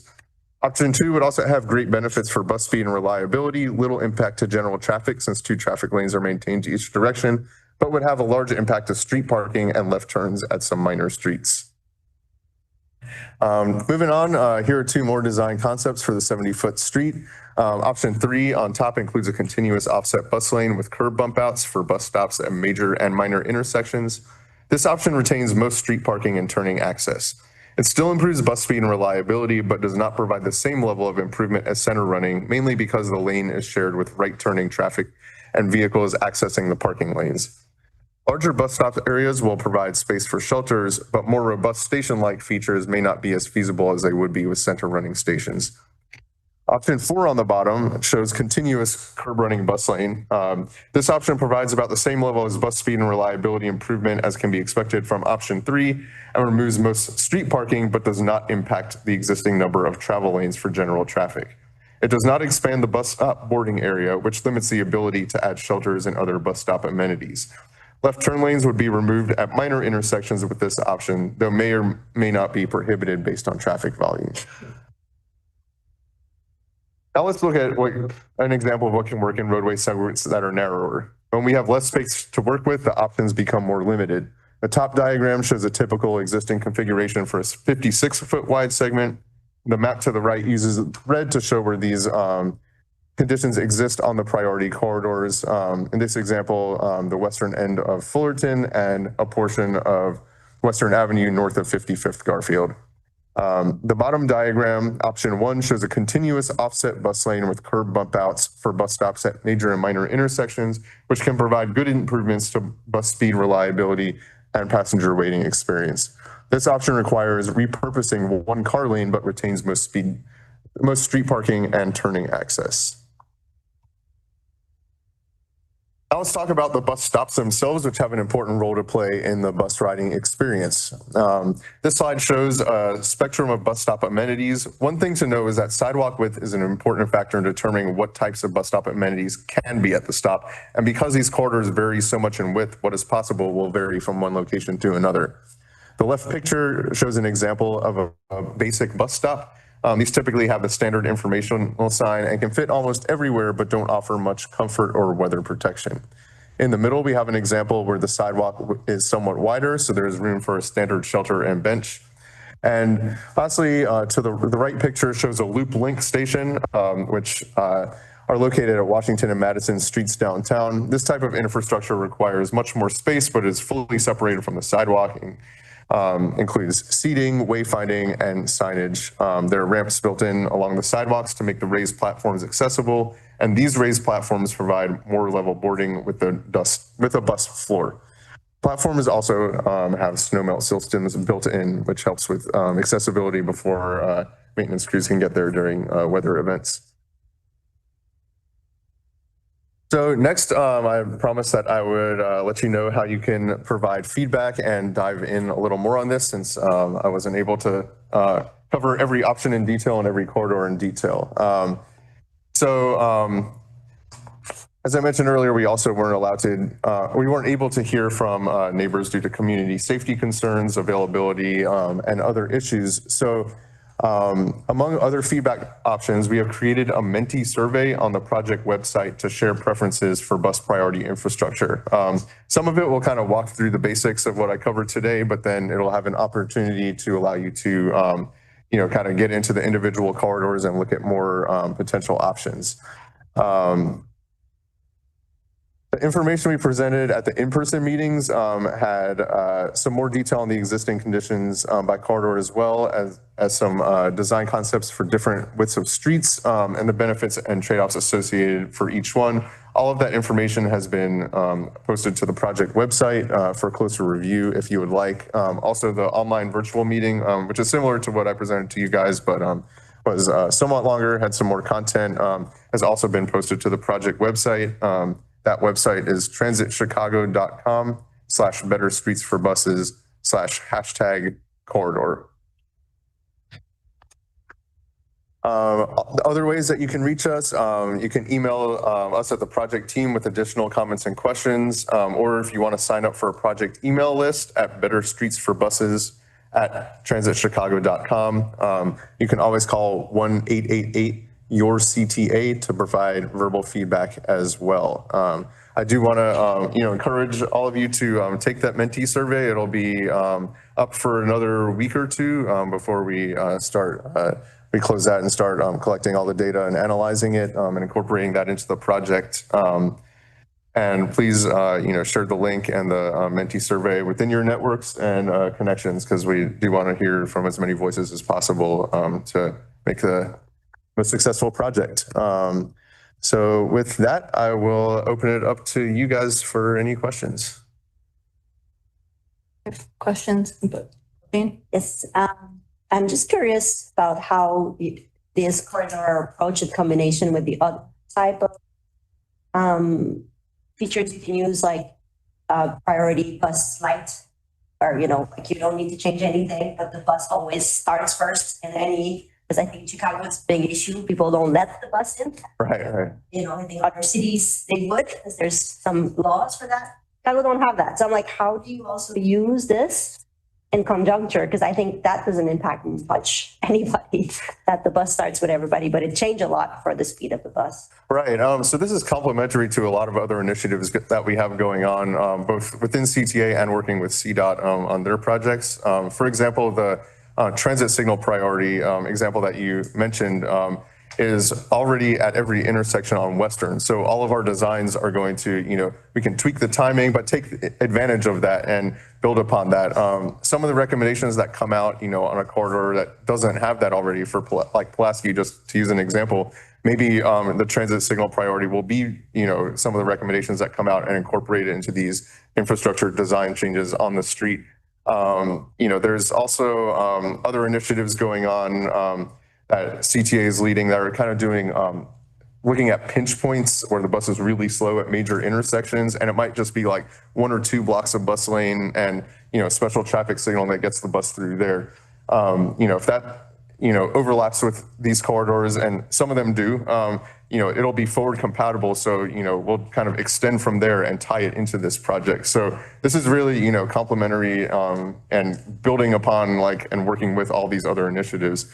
I'll also mention that, with this project, we haven't, once we have the concepts at that time, we'll look for identifying funding and ways to construct this and implement it, which hasn't been all figured out yet. So some of that might be where, CDOT has a streetscape project and, they're looking to reconstruct anyway. And we'll say, oh, well, that's perfect. Here we have plans for you, almost ready to go. So, let's incorporate that, at kind of marginal cost. If it's going to be reconstructed anyway, it might not cover the corridor end to end, but if we can knock out a couple of miles and then find other funding to kind of, fill in the gaps or the ends, if you will, we'll do that as well. We may also take capital grant approach, for some of the more robust things if we need to.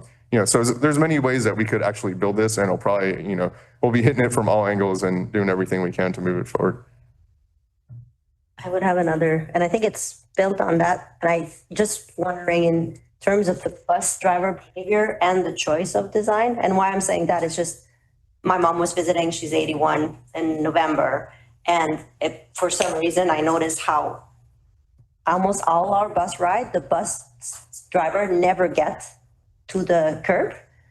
It always let us off in the middle of the street. So even if they put it down for my mom, that was a big extra step. And I was like, I never noticed what's going on, but traveling with someone who needed that. And I was like, how is it in there? It's an accessibility piece for me, but I'm thinking if you're thinking accessibility also in your concept, if the bus doesn't have to go anywhere and it's just dropping people, that issue is kind of resolved by itself. So it's kind of also thinking about maybe accessibility that would prevent some behavior that makes things that were accessible inaccessible because the drivers are not doing their thing. Right. Yeah, that's really good feedback. And, some of it is, driver training and, and how they should be operating the bus, especially, with people that need assistance. Other things have, other situations could be with, if a car is illegally parked in some of the bus stop zone, the bus doesn't have enough room to kind of make that maneuver and get parallel and close enough to the curb. So we like to think the bus bulbs and boarding islands, we call that kind of self-enforcing infrastructure because a car can't park there because they'd be blocking the entire lane of traffic. So, it's kind of lends itself to, even if the operator is deviating from what they were trained or, is unable to, pull to the curb because of illegally parked cars, it kind of, resolves that problem and helps the accessibility. So yeah, we're very conscious of those kind of things. That kind of help, I think. Yep. It's an argument, and even in funding, I think. Oh yeah, absolutely, I agree. I have one.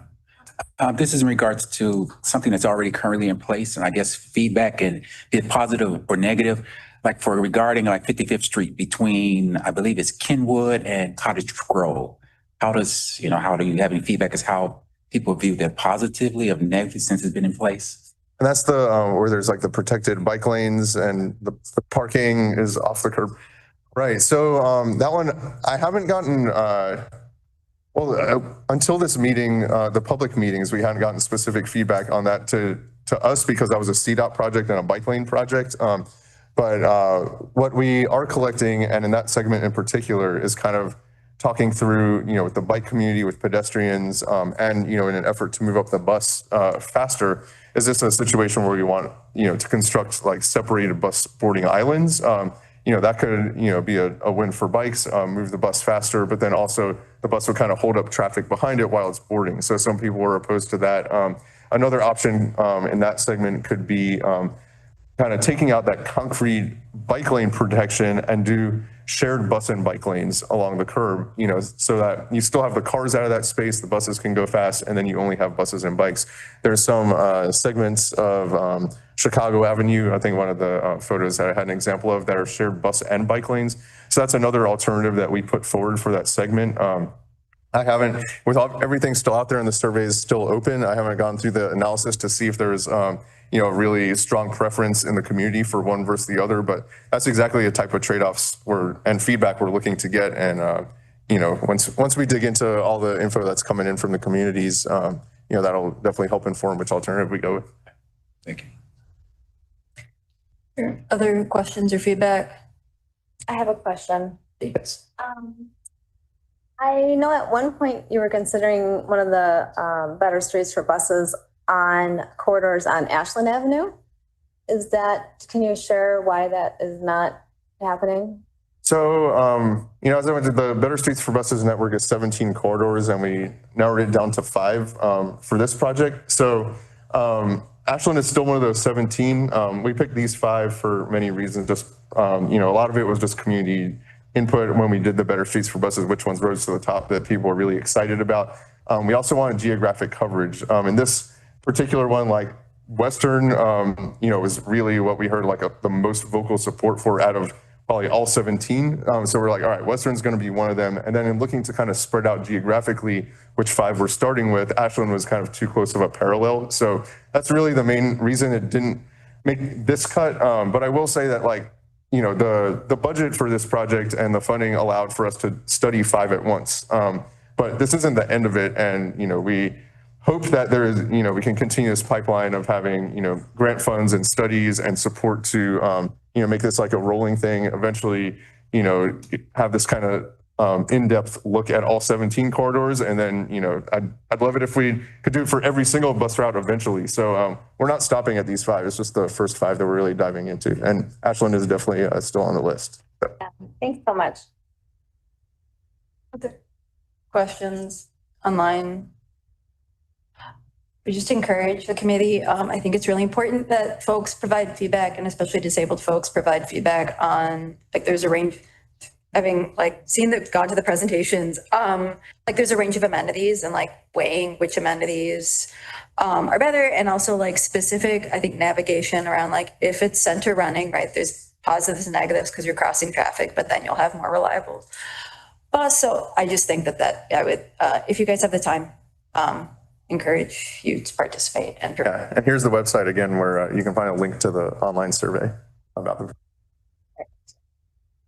All right. Do I have any questions? Where's you about? Good. I think I've asked them for years. All right, then. Thank you so much. Really appreciate it. Yeah, for having me, everybody. Thank you.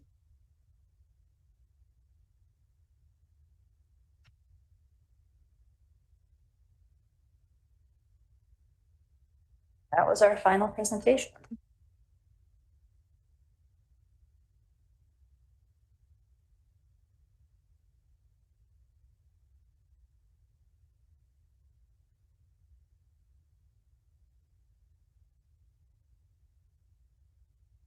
All right, next we have the Wayfinding Subcommittee report presented by the chairperson, Dr. Delphine Lepp. Thank you. Yes, I realized, and I looked in my notes and I didn't have any minutes of our last, or the notes thing, our last meeting. But I remember that the main part of the meeting was into testing voices, comparing AI audio announcement and made by actor, our usual voice of CTA, one of the usual voice, and people, and also what was being said in the announcement in terms of the amount of information. Overall, I think everybody agreed that the amount of information was good.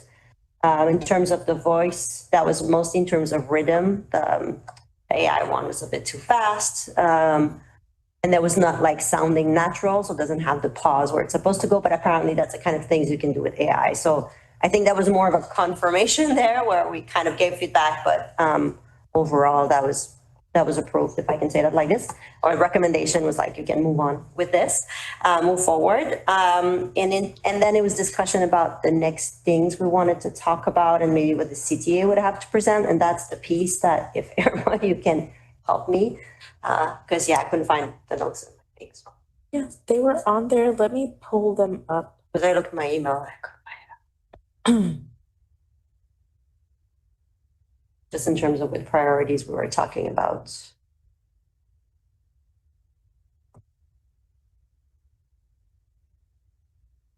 I know, oh yeah, I remember we had a lot of discussion again about the announcement on the train and the amount of information regarding what's around. I know that's something, remember, Sarah, you brought up to this conversation. Yes, it was about trains not announcing what route they are at stations that serve multiple train lines. Yeah. Yes, the other one was door openings, locations, signages, and tactile pavers showing where to stand on platforms. Yes. Signage and orientation in stations. Accessibility features, feedback should be added in chatbot. No back button on chatbot. I believe you mentioned that one. Yeah. And then tech solutions were discussed as an option, such as Be My Eyes, Ira, Good Maps, that could help some people. And I think that was the things we wanted to discuss in the 2026 meetings. You know, I hold you a bunch of pictures that's coming up. And if you're seeing, and that's, I think you called for everybody else, wayfinding or not, if you're seeing any wayfinding you don't find clear, if you're in a station and you're like, for me, it's the big, like, where's the out, is often not very clear. And I've been starting to take pictures, or if you know, or people with you, if you cannot take pictures, you don't see and people notice or tell you about things, or you would like to have paths of going, like if there's in your main things, please think about it, and you can always send it to me by email. I can count on them. Are there any questions? I'm just gonna note in case it didn't come up, Amtrak's testing out Be My Eyes for what it's worth. I can get more information, but on the, cause like on the ADA thing about. So that would be good. See that out. They're like raising it yet to, I think they're gonna. Any other questions or comments? All right, thank you, Delphine. Next is the facilitators report. Irma? Thank you. So throughout 2025, I delivered a total of 69 disability trainings to our frontline employees, 10 bus familiarization trainings, and participated in 25 community events and fairs. I'm excited to continue working with our internal and external partners in 2026. Based on feedback from the ADA Advisory's Board's Wayfinding Subcommittee, we updated the CTA website to include clearer and more accurate information about accessibility features. We also enhanced promotion of the bus familiarization program to encourage more riders to take advantage of these resources. Moving on to ADA ridership, the average weekday ridership for total disabled rides is at 46% of pre-pandemic levels, while the remaining fare product types are at 66%. This is a 1 and 2 point increase compared to December 2024, respectively. Reduced paratransit has averaged around 54% of pre-pandemic levels from 2020 to 2024. December's performance post changes has risen to 84%. Retention levels for reduced paratransit average weekday ridership have ramped up in the months of November, December, averaging 86% for the past 2 months after starting at 65% in the first month after policy changes. Weekly reduced paratransit ridership has increased 40% for week after week in December 27th of 2025 compared to the week prior to the paratransit program change. Average weekday reduced paratransit rides were 2,046 for the week ending on December 27th of 2025, which was up 40% compared to the week prior to that change. And then year after year, ADA paratransit rides were up 123% for the week of December 27th, 2025. The average number of paratransit cards have increased 14% for the month of December, excluding the week ending on December 27th, 2025 to the week prior to the change of the paratransit program. Turning to the Red Purple Modernization Program in summer 2025, RPM completed phase 1 stations at Lawrence, Bryn Mawr, Berwyn, Argyle, following rider feedback that the platform benches were slippery and tilted. CTA replaced the benches in late November to address this concern, as Bill stated earlier. On October 2025, the Racine Blue Line main station house on Racine Avenue, after being completed, rebuilt to accommodate an elevator, allowing all riders to access the system originally constructed in 1958. Work at the new Racine Blue Line station main house now features a new elevator, new stairs, and an extension of the platform. In other major infrastructure news, the Chicago Department of Transportation, in coordination with CTA, announced the start of construction of the new State and Lake Loop elevated station. The existing 130-year-old station closed on Monday, January 6, 2026. The new State and Lake elevated station will replace with a modern facility designed to improve safety, accessibility, and comfort for all riders. As the 5th highest ridership station in the system and one of the busiest transfer points in the loop, this modernized facility will feature wider platforms, new elevators, and full ADA accessibility, a striking glass canopy, and improved lighting and visibility. The new station is scheduled to open in 2029. Shifting to service improvements, we're excited to conclude the 2025 frequent network with the addition of the last 4 routes, number 9 Ashland, 12 Roosevelt, 72 North, and 81 Lawrence. This provides more than 2.3 million riders with dedicated service on key routes throughout the CTA service region that operates every 10 minutes or sooner between 6 a.m. and 9 p.m. on weekdays and 9 a.m. to 9 p.m. on weekends. An estimated 70% of CTA service area is now within half a mile of a frequent bus network. Looking ahead, the next phase of Bus Vision project will provide people in the service area an opportunity to share their input on how CTA bus service can better service their communities. Riders will be asked about the attributes of CTA bus service that are most important to them, including frequency, hours of operation, routing, and access to service, among other features. Finally, I'd like to highlight our facilities improvements. Since spring of 2025, CTA has invested approximately $6.5 million in repairs and maintenance at 44 bus turnarounds and rail stations across the system under the Refresh and Renew program. These improvements include accessibility enhancements, such as tactile warning strips, updated signages, and improved lighting that directly benefit customers with disabilities and align with the committee's advocacy for system-wide accessibility improvements. In 2025, we have also installed 17 e-paper signs as part of the Innovation Studio pilots that include audio for real-time arrivals, and continue to work on additional pilot for tactile bus stop signs to include more information on route and direction. And we also hosted an open table event to gather comments from various blind and low vision organizations. We look forward to continuing these improvements. And that concludes my facilitator report. Thank you. Any questions? Yeah, just a clarification.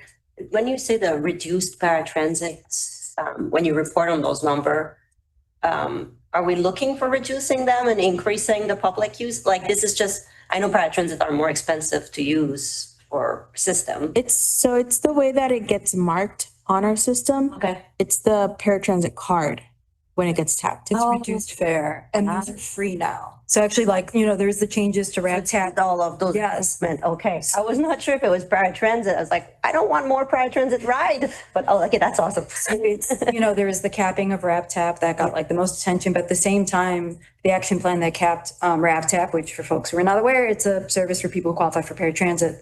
Lots for rideshare. Anyway, people who qualify for paratransit now get free. If you have a paratransit, you get free on for fixed route for PACE, Bus, CTA, and Metro. So if disabled people who haven't, like, it is another reason if you qualify for paratransit, but you haven't gone through the certification process, there is a value there, and so it's free. As a way to encourage use of fixed route and offload some of the pressure from paratransit. Yeah. Okay. Now I see how it's good news. I'm not sure. Well, and paratransit is different statistics because that falls under PACE. So these. Yes, I was not sure. That's why I was like, yeah. It's kind of like what Laura said. It's just you're tagged as a paratransit user. Yeah. service, because. Which is great. Yes, is the tap on the buses or on the trains. Yeah, okay, that's awesome. So that's a good thing. Good increase. Fantastic. Good to hear.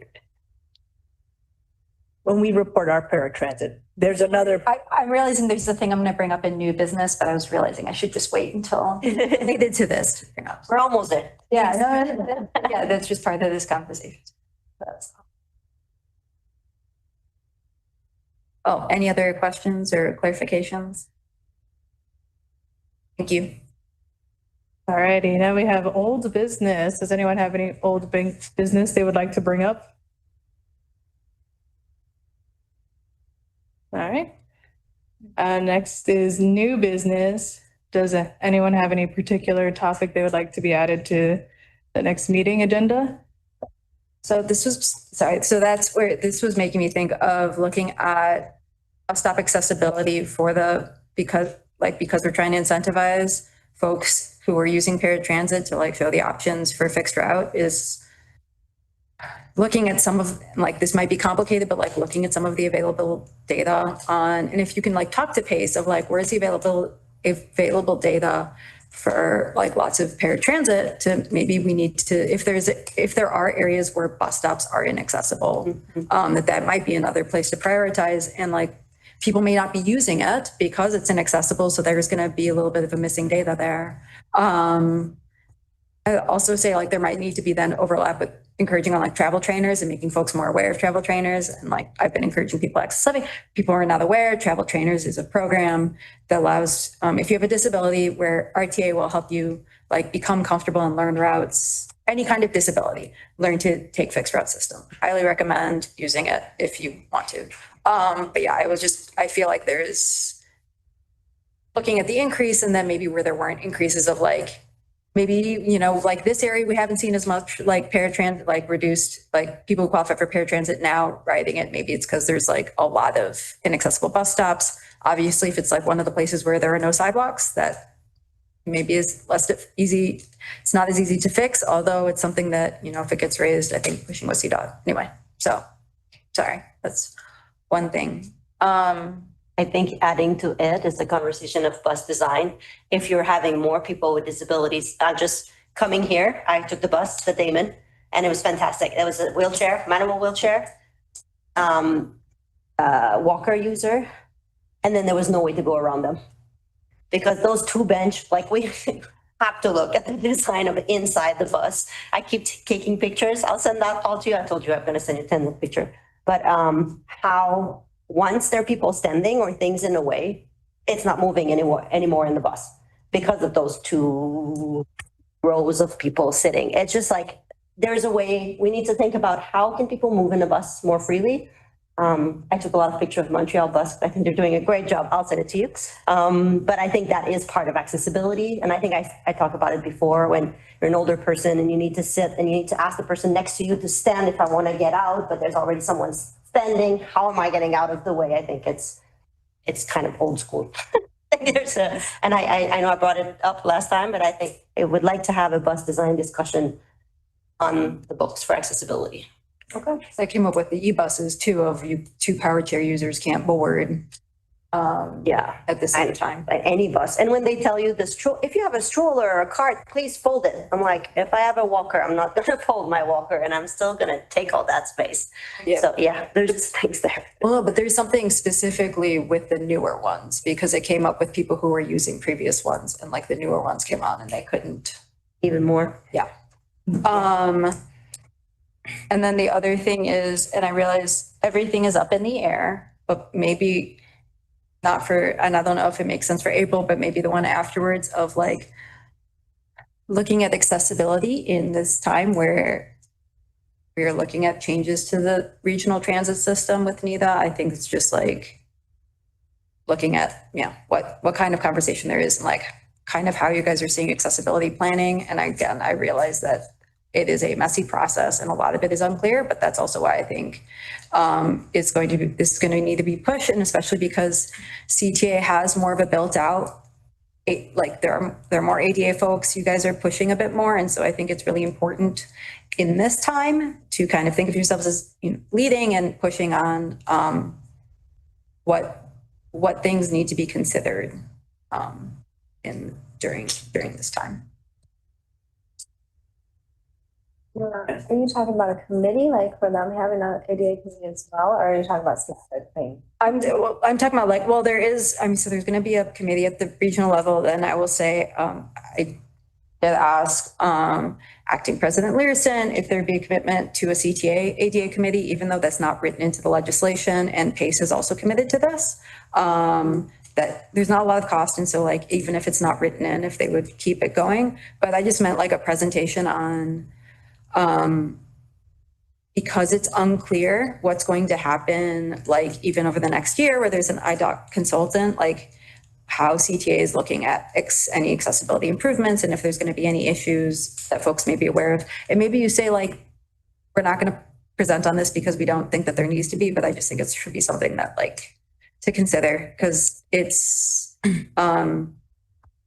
because so anyway, so just like what where there may be concerns or because like the budget approval process is going to be different. Like there are a lot of improvements that we don't particularly want to halt on the accessibility side. And so I think if you're like, we're concerned, this may be halted or like, we want to flag that this is one of the things that we are planning, but like, it's unclear how this will proceed. If you can raise that, I think this is the first avenue to raise it, and then that can be communicated elsewhere. That makes sense. Idea. Any other new business?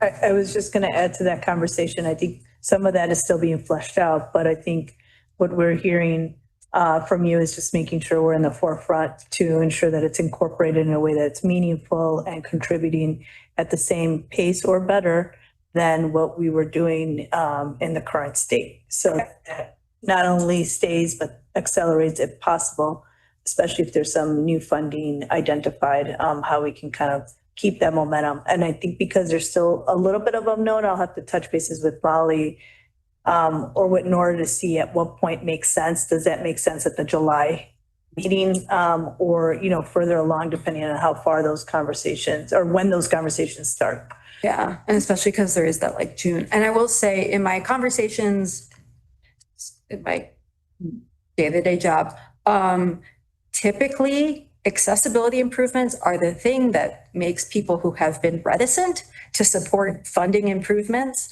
That is the thing people are they're most willing to consider, I have found, or they're most uncomfortable saying that those shouldn't continue. And so I will note that I think that's where, that's where there may be room, but making sure that pushes, but it's like, that's why, but like making sure that it's clear and that there are projects and that it can be like specifically described. They're like, hey, we're working on this. We want to do this. It's not clear, or like we need to make sure that this funding is kept, or, this is the kind of thing.